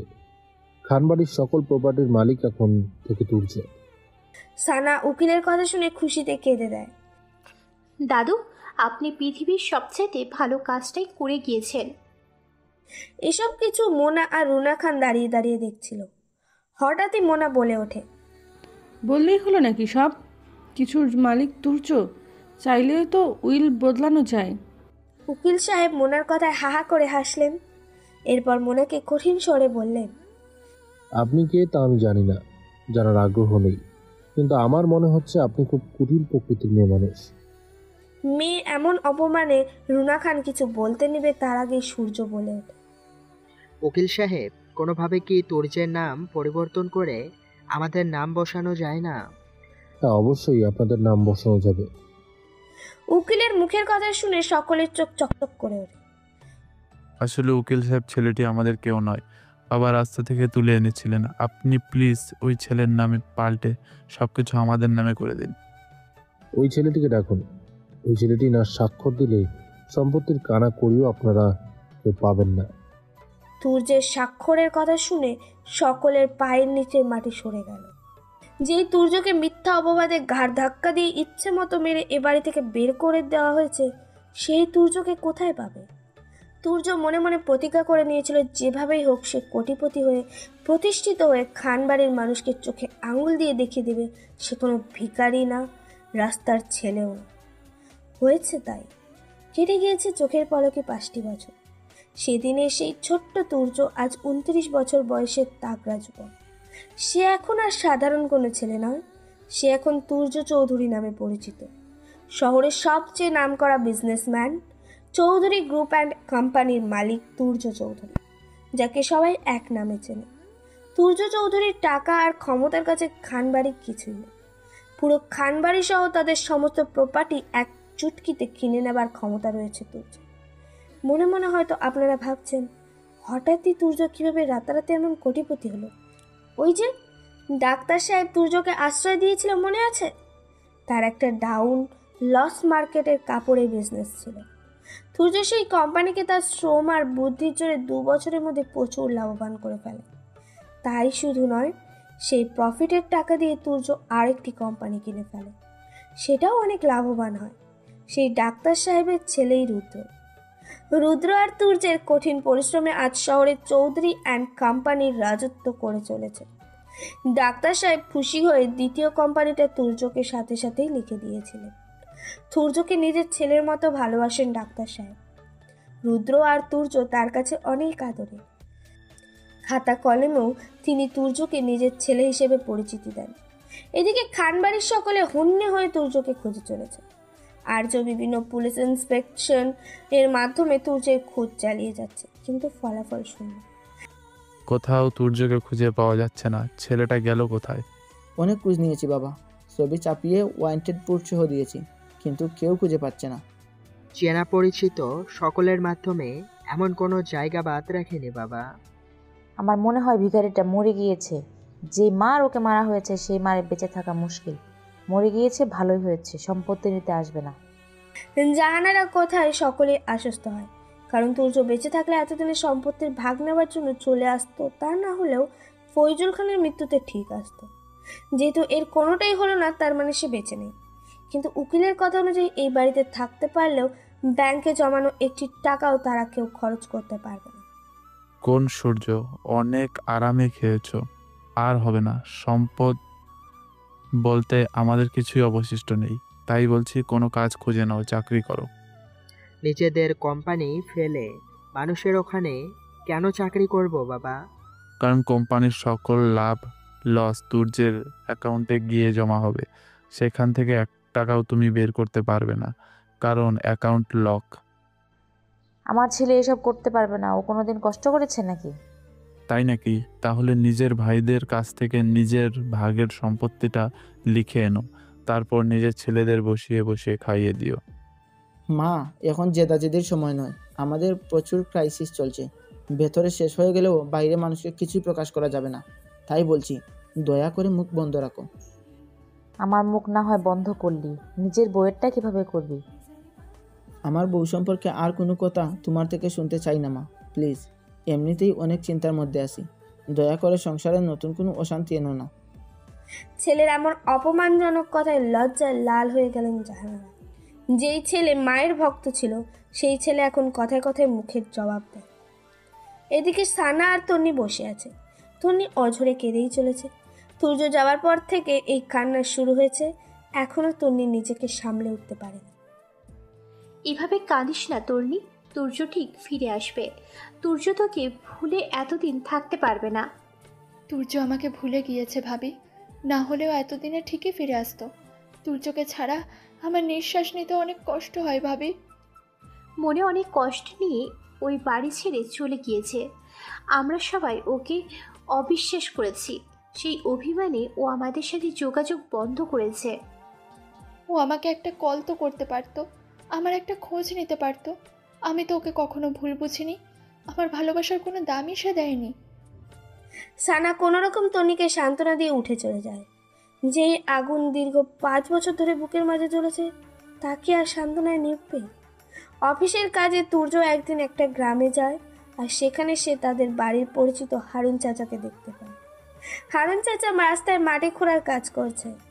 এই বয়সে বুড়ো মানুষটার এমন কঠিন অবস্থা সহ্য করতে পারল না তুর্য। গাড়ি থেকে নেমে ডেকে উঠল, দাদু তুমি এখানে? হারুন চাচা প্রথমেই তুর্যের বেশভূষা দেখে চিনতে না পারলেও পরে ঠিকই চিনে ফেলল। তুর্য দাদু ভাই, তুমি এখানে? তোমাকে কত খুঁজেছি কিন্তু কোথাও পাইনি। তুমি কোথাও হারিয়ে গিয়েছিলে। অভিমানের আর অপমানে লুকিয়েছিলাম দাদু, কিন্তু তোমাকে অনেক খুঁজেছিলাম, কোথাও পাইনি। এ বাড়িতে খোঁজ নিয়ে জেনেছি অনেক আগেই তুমি এ বাড়ি ছেড়ে চলে এসেছো। ওটা বাড়ি নয় দাদু ভাই, ওটা নরক। আর নরকে কি কোনো মানুষ থাকতে পারে? বলে হু হু করে কেঁদে উঠলেন বৃদ্ধ হারুন। আমি তোমাকে পেয়েছি দাদু, আমি আর তোমাকে ছাড়ছি না। তুমি আমার সাথে চলো। আমি আর রাস্তার ছেলে নই এখন দাদু। আমার নিজের বাড়ি গাড়ি কোনো কিছুর অভাব নেই। কি যাবে তো আমার সাথে? হ্যাঁ দাদু ভাই, আমি অবশ্যই যাব। আমি যাব তোমার সাথে। এরপর হারুন চাচার সাথে কথা বলে তুর্য ওই বাড়ির সম্পর্কে অনেক কথা জানতে পারে। সম্পত্তি যেসব তুর্যের নামে সেসব জানতে পারে। ফয়জুল খানের ভালোবাসায় তুর্যের চোখের জল আর বাদ মানে না। তন্নি আর সানাবাবির হাসির কলরবে ধ্যান ভেঙে যায় তুর্যে। আমাকে ভুলে তোমরা কত হ্যাপি আছো ভাবি তন্নি। তোমাদের প্রতি আমার কোনো অভিযোগ নেই। তোমরা ভালো থাকো, আমি দূর থেকে এটাই চাইবো। কিন্তু তোমাদের ছেড়ে আমি ভালো নেই। বিয়ে বাড়িতে মেয়ে পক্ষের কিছু আত্মীয় স্বজনের মধ্যে একটা ছেলে হঠাৎই তন্নির কাছে চলে আসে। বাগানে এত সুন্দর ফুল ফুটে আছে অথচ মালি নেই, বিষয়টা খুব খারাপ লাগছে। বাগানের মালি একজনই ছিল, সারা জীবন সেই থাকবে। কষ্ট করে আপনার আর মালি হতে হবে না, মালি হারিয়ে গেছে। বলেই চোখের জল মুছতে মুছতে এক কোণায় গিয়ে দাঁড়ায়। তন্নির আর ওই ছেলেটির সব কথা তুর্য শুনতে পায়। এতদিন যে তুর্য বিনা কারণে তন্নিকে ভুল বুঝেছিল তা নিমেষেই ভেঙে যায়। তন্নির মায়াবী কষ্টের জর্জরিত মুখশ্রী দেখে তুর্যের বুকের কষ্টের ঢেউ জমতে থাকে। তন্নিকে একটু জড়িয়ে ধরার জন্য তুর্যের শূন্য হৃদয় খা খা করে ওঠে। নিজের অজান্তেই সে তন্নিকে এতগুলো বছর ধরে কষ্ট দিয়ে এসেছে। তন্নি কি কখনো তাকে ক্ষমা করবে? এদিকে রুদ্র তিন্নির কাছে কোনো পাত্তা না পেয়ে আবার মনের কাছে চলে আসে। ইচ্ছে করে মনের সাথে ফ্ল্যাটিং শুরু করে। মিস মোনা, আপনি অনেক হট।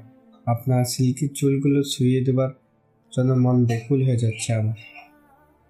রুদ্রের মুখে এমন কথা শুনে থার্ড ক্লাস মোনা রুদ্রের গায়ে ঢলে পড়ে যায়। মোনা ঢলে পড়তে নিলেই রুদ্র নিজেকে সাইড করে ফেলে। এসব দৃশ্য দেখে তিন্নি রাগে হিংসিয়ে, নির্লজ্জ ছেলে একটা, যে এখানে পাত্তা পায়নি অমনি অন্য মেয়ের কাছে চলে গিয়েছে। তিন্নি রুদ্রের এমন আচরণে আরো কঠিন রূপ ধারণ করে। রুদ্র যখন বুঝতে পারে অবস্থা বেগতি, তখন মোনাকে বলে ওঠে, আসলে আপনাকে ইউজ করে ওই মেয়েটাকে পটাতে চাচ্ছিলাম। এমনিতেও আপনার প্রতি আমার কোনো ইন্টারেস্ট নেই। আপনার এত বড় সাহস, আপনি আমাকে এত বড় কথা বললেন? আরে আরে ম্যাডাম, আপনি এত রেগে যাচ্ছেন কেন? আমি যতদূর জানি আপনি ইউজ হতে খুব ভালোবাসেন। আপনাকে ইউজ করে যখন তখন যে কোনো কাজ করা যায়। M I right? মোনা রুদ্রের কথায় তেলে বেগুনে জ্বলে স্থান ত্যাগ করে। আর এটা দেখে তুর্য হাসতে হাসতে শেষ। রুদ্র আর মোনার অতি মাখামাখি দেখে গায়ে আগুন জ্বলে যায় তিন্নির। বেটা হারামি, আমার কাছে পাত্তা নেবে, এখন আর একজনকে পটাচ্ছে বলেই মুখ বাঁকা ওড়ে অন্যদিকে চলে যায়। এদিকে রুদ্র বারবার তিন্নির রাগ ভাঙানোর চেষ্টা করছে। এই যে নাম না জানা ম্যাডাম, মুখটাকে এমন বাংলার প্যাঁচার মতো করে রেখেছেন কেন? একটু তো হাসুন। আচ্ছা ফাজিল লোক তো আপনি, একসাথে দুই মেয়েকে সিপে তুলতে চাইছেন। ওটা আমার পছন্দের মাছ নয়, ওটাকে টোপ হিসেবে ব্যবহার করছি। তো পছন্দের মাছটা কে শুনি? আপনি কেশপতি। প্রথম দেখাতেই আমি আপনাকে ভালোবেসে ফেলেছি, যাকে লাভ অ্যাট ফার্স্ট সাইট বলে সবাই। এইসব প্রেম ভালোবাসা এই তিন্নি বিশ্বাসী নয়। ম্যাডামের নাম তাহলে তিন্নি? তো তিন্নি ম্যাম, আপনি কি বিয়েতে বিশ্বাসী? রুদ্রের সাথে সাথে হাঁটু গেড়ে বসে পকেট থেকে একটা রিং বের করে বলে ওঠে, আপনি কি আমার বউ হবেন তিন্নি? রুদ্রের প্রপোজ দেখে তিন্নির চোখের বড় বড় পাপড়ি ঝাপটিয়ে মাথা ঝাটকায়। হ্যাঁ, আমি আপনার বউ হতে চাই। এদিকে ফুচকার পাল্লা শেষ করে সানা আর তন্নি আইসক্রিমের পার্লারের সামনে এসে দাঁড়ায়। এই নাম দুটো ভ্যানিলা কাপ আইসক্রিম দাও তো। জি ম্যাম, এক্ষুনি দিচ্ছি। আইসক্রিমওয়ালার কণ্ঠটা সানার কাছে খুব পরিচিত লাগলো। তবুও সেসব পাত্তা নিয়ে দিয়ে আইসক্রিমের জন্য অপেক্ষা করতে লাগলো। এই নিন ম্যাম আপনাদের আইসক্রিম। সানা হাত বাড়িয়ে আইসক্রিম নেওয়ার আগে আইসক্রিমের চামচ নিচে পড়ে গেল। ছেলেটি সেটা তুলে দাঁড়াতেই তার মুখে থাকা দাড়ির একটি কোণা খুলে গালে ঝুলে রইল। তন্নি আর সানা অবাক হয়ে আইসক্রিমওয়ালার মুখের দিকে তাকিয়ে রইল। এরপর সানা হাত বাড়িয়ে আইসক্রিম নিতে গিয়ে আইসক্রিমওয়ালার হাতের দিকে নজর দিল। আইসক্রিম না নিয়ে চোখের জল ছেড়ে দিল সানা। খাপ করে আইসক্রিমওয়ালার হাত ধরে কাঁদতে কাঁদতে সানা বলে উঠল, তুর্য তুই? কি সব বলছেন ম্যাম? কে তুজ্জ? আমি কোনো তুজ্জ ফুজ্জ নই, আমি আইসক্রিমওয়ালা। আমাকে তুই ফাঁকি দিতে পারবি না তুর্য। তোর আংটি দেখে আমি চিনে ফেলেছি, এটা তো সেই আংটি যেটা দাদু তোকে কলেজে ভালো রেজাল্টের জন্য দিয়েছিল। এসব কি বলছেন ম্যাম? আমি আপনার কথা কিছুই বুঝতে পারছি না। আর আমায় ফাঁকি দিস না, ছোট থেকে তোকে দেখে এসেছি আমি, তোকে চিনতে ভুল হবার কথা নয় আমার। তন্নি হঠাৎই আইসক্রিমওয়ালার ছেলের অর্ধেক খুলে যাওয়া দাড়ি ধরে টান দিতে পুরো দাড়ি গোফ খুলে আসে। কেন এভাবে ধোকা দিচ্ছ আমাদের? কি অপরাধ করেছি আমরা তোমার? আমাকে এভাবে কেন কষ্ট দিচ্ছ তুর্য? হঠাৎই তন্নি জোরে জোরে চিল্লিয়ে চিল্লিয়ে তুর্যের নাম ধরে ডেকে ডেকে কেঁদে ওঠে। এদিকে রুদ্র তন্নির কান্না অনুসরণ করে সামনে তাকাতেই চোখ ছানা বড়া হয়ে যায়। সে জানে তুর্য বিয়ে বাড়ির কোথাও না কোথাও উপস্থিত হয়েছে, কিন্তু তাই বলে আইসক্রিমওয়ালার ছদ্মবেশে এসেছে ভেবেই ঢোক কিনল তুর্য। রুদ্র সব কিছু পেলে তুর্যের কাছে এসে দাঁড়ায়। তুই আইসক্রিমওয়ালার ছদ্মবেশে এখানেই ছিলি, আর আমি তোকে কোথায় কোথায় খুঁজে চলেছি। ছদ্মবেশ ছেড়ে এবার তো নিজের ফর্মে আয় বস। আইসক্রিমওয়ালার পোশাককে এক টানে খুলে ফেলে তুর্য। ভেতর থেকে বেরিয়ে এলো দামি স্যুট বুট পরা আভিজাত্য রূপ, চুলগুলো চেল দিয়ে সেট করা, হাতে ব্র্যান্ডেড রোলেক্স ঘড়ি, জিম করা বডি। আগের তুর্য আর এই তুর্যের মধ্যে রাত দিন তফাৎ। এই বৎসরে নিজেকে এভাবে বদলে ফেলেছো তুর্য? তুর্যকে এমন অবস্থায় দেখতে পেয়ে খানবাড়ির প্রত্যেকেই তুর্যের কাছে এসে ভিড় জমায়। তুর্য বাবা, তুই এখানে? আপনার বোধহয় কোথাও ভুল হচ্ছে ম্যাডাম। আমি আপনার পরিচিত কেউ নই। তুই আমাদের ক্ষমা করে দে তুর্য বাবা, আমরা তোর প্রতি অনেক অন্যায় অবিচার করে ফেলেছি। আপনারা খুনি, আমার দাদুকে আপনারা খুন করেছেন, আমি কখনোই আপনাদের ক্ষমা করব না। কি হয়েছে না হয়েছে সব ভুলে আমাদের ক্ষমা করে দে বাবা। তোমাদের দেওয়া প্রতিটা আঘাতের চিহ্ন আমার শরীরে এখনো রয়েছে, সেসব দেখলে আমার তোমাদের কুৎসিত রূপ চোখে ভাসে, মন থেকে কোনো ক্ষমা আসে না। ভাবিকে মাফ করে দে তুর্য, না বুঝে ভুল করে ফেলেছি। তোকে অবিশ্বাস করার শাস্তি তিলে তিলে পাচ্ছি, আর কষ্ট সহ্য হয় না। ক্ষমা করে দে ভাই। তুমি আমার কাছে কখনো ক্ষমা চাইবে না ভাবি। এই দুনিয়ায় তুমি আমার মায়ের মতন, আমি তোমাকে অনেক ভালোবাসি। আমার জন্য অনেক কষ্ট সহ্য করেছো তুমি, তোমার উপর আমার কোনো অভিযোগ নেই। কেন এতদিন কাপুরুষের মতো লুকিয়েছিলে? কেন আমার ভালোবাসা নিয়ে খেলেছো? কি অন্যায় ছিল আমার? সবাই যখন তোমাকে অবিশ্বাস করে দূর দূর করছিল, একমাত্র আমি তোমায় বিশ্বাস করেছিলাম।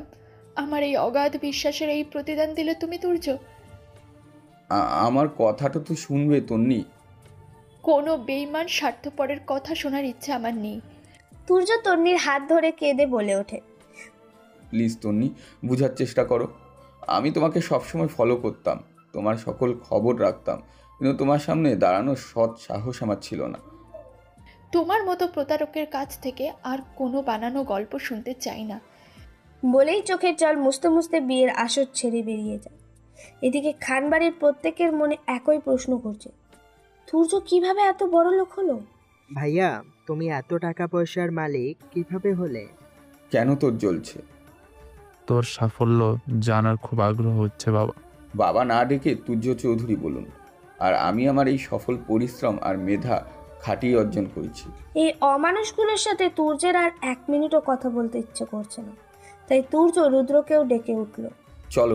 চল রুদ্র, এই নর্দমায় আমার দম বন্ধ হয়ে আসছে, বাড়ি ফিরে চাই। তুর্য রুদ্রকে নিয়ে ভরা বিয়ের মজলিস থেকে চলে যেতে নিলেই সবাই এসে বাধা দেয়, কিন্তু তুর্য সেসব তোয়াক্কা না করে বাইরে বেরিয়ে এসে তার দামি ব্র্যান্ড নিউ মার্সিডিজ গাড়িতে উঠে চলে যায়। এইদিকে তুর্যর এমন রূপ দেখে মোনার চোখের ঘুম উড়ে গিয়েছে। কোনোভাবেই তুর্যের হট বডির কথা সে ভুলতে পারছে না। ইস, একবার যদি তুর্যকে ছুঁয়ে দেখতে পারতাম। কি স্মার্ট আর ড্যাশিং হয়েছে তুর্য। যেভাবেই হোক তুর্যকে আমার চাই। এরপর মোনা সূর্যের থেকে ঠিকানা নিয়ে তুর্যের অফিসে যায়। এই দাঁড়ান, আপনি কে? আর বসের রুমের দিকে কেন যাচ্ছেন? তোমার বসের অতি পরিচিত শুভাকাঙ্ক্ষী আমি। পিছন থেকে তুর্য মোনা আর সিকিউরিটির সবগুলো কথা শুনে ফেলে। তাই নাকি? তুমি আমার শুভাকাঙ্ক্ষী? আবার কোনো প্ল্যান সফল করতে এসেছো টাকার বিনিময়ে? তুর্য, আমি আমার পূর্বের ভুলের জন্য তোমার কাছে ক্ষমা যাচ্ছি।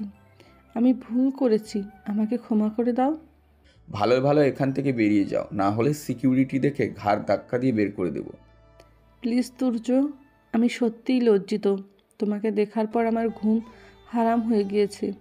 আমি কোনোভাবেই তোমাকে ভুলতে পারছি না। বেরিয়ে যাও এখান থেকে, নোংরা মেয়ে। ভবিষ্যতে আর কোনোদিন আমার কাছে ঘেঁষবে না, তাহলে এর পরিণাম ভয়াবহ হবে। মোনা হঠাৎই তুর্যের বুকে ঝাঁপিয়ে পড়ে কেঁদে ওঠে। এদিকে রুদ্র আর তিন্নি একটা রেস্টুরেন্টে বসে আছে। এভাবে লুকিয়ে দেখা করতে ভালো লাগে না তিন্নি। আমি তোমার বাড়িতে বিয়ের প্রস্তাব পাঠাতে চাই, আশা করি তোমার বাবা অমত করবে না। আমি চাই আগে তন্নি আপু আর তুর্য ভাইয়ের বিষয়টার সমাধান হোক, তারপর আমাদেরটা দেখা যাবে। তোমার বোন তো সেই খেপেছে তুর্যের উপর, তাহলে কিভাবে ওদের বিয়ে হবে? আমি সেসব জানি না, তুমি তুর্য ভাইকে বোঝাও, আমরা আপুকে ঠিক ম্যানেজ করে নিব। যে ক্ষত ধীরে ধীরে শুকিয়ে যাচ্ছিল, হঠাৎ তুর্য ফিরে এসে কেন সেই ক্ষত আবার তাজা করলো ভাবি? ভুল তো মানুষেরই হয় বোন, আমারও তো কম অবিচার করিনি ওর প্রতি।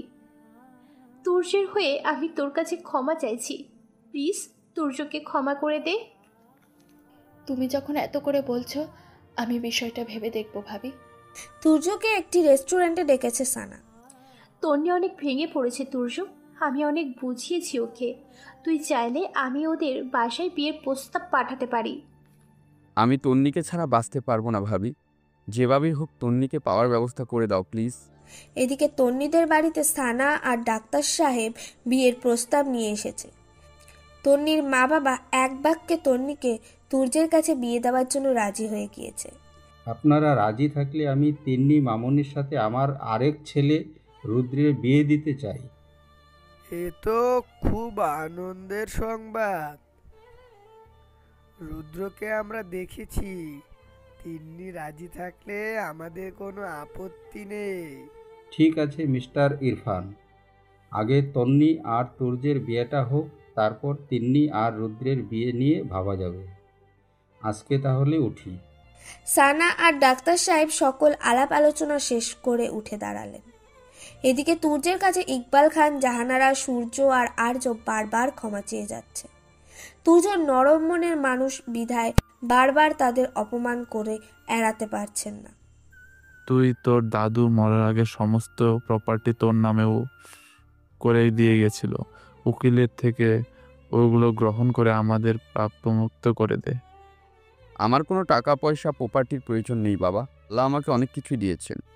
তোমার সম্পদ তুমি বুঝে নিয়ে আমাকে দায়িত্ব মুক্ত করো বাবা। বলেই ব্রিফকেস থেকে উইলের কাগজ বের করে তুর্যের হাতে দেয়। এই কথা বলেই তুর্য উকিল সাহেবের কাছ থেকে উইল নিয়ে খসখস করে সাইন করে দিল।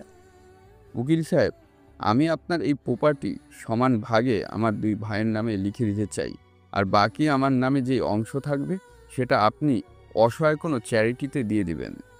তুর্য বাবা, আমি আমার ভুল বুঝতে পেরেছি, তুই আমাকে মাফ করে দে। তুই না মাফ করলে আমি এক গ্লাস পানিও ছুব না, উপোস থেকে মরে যাব। বড় ভাই হয়ে তোর পায়ে পড়ছি তুর্য, আমাদের ক্ষমা করে দে। ভাইয়া, আর আমাদের কষ্ট দিও না। আমাদের পূর্বের আচরণের জন্য লজ্জিত, মাফ করে দাও ভাইয়া। সকলের কাকুতি মিনতিতে তুর্যের চোখে জল চিকচিক করে উঠল। তুর্য সকলের উদ্দেশ্যে বলে উঠল, তোমাদের কারো প্রতি আমার কোনো অভিযোগ নেই, আমি সবাইকে ক্ষমা করে দিলাম। আজকে থেকে আমরা সবাই এক পরিবার। এদিকে মোনা আর রুনা খানকে দেখে সকলের রাগ উঠে গেল। তুর্যকে এ বাড়ি থেকে দূর করাতে এই রুনা খান জাহানারা বেগমকে সবচেয়ে কুমন্ত্রণা দিয়েছিলেন। মা, আমি চাইবো তুমি তোমার মেয়েকে নিয়ে এই বাড়ি থেকে এখন এই মুহূর্তে বেরিয়ে যাবে। ভবিষ্যতে আর কোনোদিন মোনাকে নিয়ে এই বাড়িতে আসবে না। নিজের মাকে এভাবে বলতে পারলি তুই? হ্যাঁ পারলাম, এবার বিদায় হও, হাত জোর করে বলছি। অনেক অশান্তি করেছো এই সংসারে, আর নয়। পেরিয়ে গেছে 6 মাস। খানবাড়িতে তুর্যের এখন অনেক সমাদর। সকলেই তুর্যকে মেজ ছেলের মতো ভালোবাসে। আর্য, সূর্য তুর্যকে নিজের ভাই বলে সকলের কাছে পরিচয় দেয় এখন। শুধু তাই নয়, তুর্য এ বাড়িতে ফিরে আসার পর খানবাড়িতে সবচেয়ে খুশির একটি সংবাদ এসেছে। আর সেই সংবাদটি হচ্ছে সানা দীর্ঘ সংসার জীবন পার করার পর মা হতে চলেছে। এই সংবাদটি শুনে আর্য খুশিতে পাগল হয়ে সানাকে জড়িয়ে ধরে চুমু খেয়ে বলে ওঠে, সত্যি আমি এতদিন পাপী ছিলাম, আজ আমার কাছে মনে হচ্ছে উপরওয়ালা আমার সকল পাপ ক্ষমা করেছেন। আজ তুর্যের বিয়ে। খানবাড়ির আনন্দে আয়োজনে কানায় কানায় পূর্ণ। সূর্যের বিয়ে চাইতে তুর্যের বিয়েতে ধুমধাম বেশি হচ্ছে। খানবাড়ির শেষ বিয়ে বলে কথা। তন্নিকে লাল টুকটুকে পুতুলের মতো লাগছে। ভারী সাজ, গহনা আর লেহেঙ্গায় মোড়ানো হচ্ছে তন্নিকে। তন্নির সৌন্দর্যে তুর্য চোখই সরাতে পারছে না। তিন্নি আর রুদ্র দুজনকে গোপনে চোখ টিপে ভালোবাসা আদান প্রদান করে চলেছে। একটু বাদেই কাজে এলেন। কাজে এসে বিয়ের সকল কাজকর্ম শুরু করলেন। 3 কবুল বলার মাধ্যমে তুর্য আর তন্নি পবিত্র বন্ধনে আবদ্ধ হলো। আজ আর কোনো বাধাই তাদের আলাদা করতে পারবে না। বাসর ঘরে এসে তন্নি তুর্যের জন্য অপেক্ষা করছে। 8 ঘন্টা পর রুমে এলো তুর্য। তুর্যকে দেখেই লজ্জায় মাথা নিচু করে ফেললো তন্নি। তুর্য ধীরে ধীরে তন্নির সামনে এসে দাঁড়ালো। এরপর তন্নির লম্বা করে টানা ঘোমটাটা তুলে তন্নিকে বলে উঠল, তোমাকে অনেক সুন্দর লাগছে তন্নি। তোমার এমন আগুন ঝরা রূপ দেখে আমার হার্ট অ্যাটাক এসে যাচ্ছে। তুমি একদম কথা বলবে না আমার সাথে। তুমি জেনে বুঝে আমাকে কষ্ট দিয়েছো। তোমাকে কষ্ট দিয়ে আমি মোটেও ভালো ছিলাম না তন্নি। আমি সারাক্ষণ তোমার ছবি দেখে কাটিয়ে দিতাম। তুমি যেখানে যেতে আমি ছায়ার মতন তোমাকে অনুসরণ করতাম। কখনো তো তোমাকে বুঝতেই দেইনি। কথা দাও আর কখনো আমাকে এভাবে ফেলে কোথাও যাবে না। তোমাকে হারিয়ে আমি অনেক কষ্ট পেয়েছি তুর্য, অনেক কষ্ট পেয়েছি। কথা দিলাম, দেহে এক বিন্দু শ্বাস থাকতে তোমাকে ছেড়ে কোথাও যাব না। তন্নি আহ্লাদি হয়ে তুর্যের গলা জড়িয়ে ধরে বলে ওঠে। তুর্যকে শক্ত করে জড়িয়ে ধরে তন্নি আবেশে চোখ বন্ধ করে ফেলল। তন্নির কপালে গভীর চুম্বু এঁকে দিল তুর্য। দীর্ঘদিন পর দুজন ভালোবাসার মানুষ দুজনকে কাছে পেয়ে দুনিয়ার সব কিছু ভুলে গেল। দেহের উষ্ণতার বিনিময়ের পর তারা ডুব দিল ভালোবাসার স্বর্গসুখ উপভোগের জন্য। প্রিয় শ্রোতাগণ, গল্পটি এখানেই সমাপ্ত করা হলো। আপনাদের গল্পটি কেমন লাগলো তা অবশ্যই কমেন্ট করে জানাবেন। আর পরবর্তীতে কী লেভেলের গল্প নিয়ে আসবো বা কীরকম গল্প নিয়ে আসবো অবশ্যই কমেন্ট বক্সে কমেন্ট করে জানাবেন। আর অবশ্যই আপনাদের কাছে যদি কোনো নতুন নতুন নামের গল্প থাকে তাহলে সেই নামগুলো উল্লেখ করবেন, সেই নাম দিয়ে আমরা গল্প বানানোর চেষ্টা করব। ধন্যবাদ।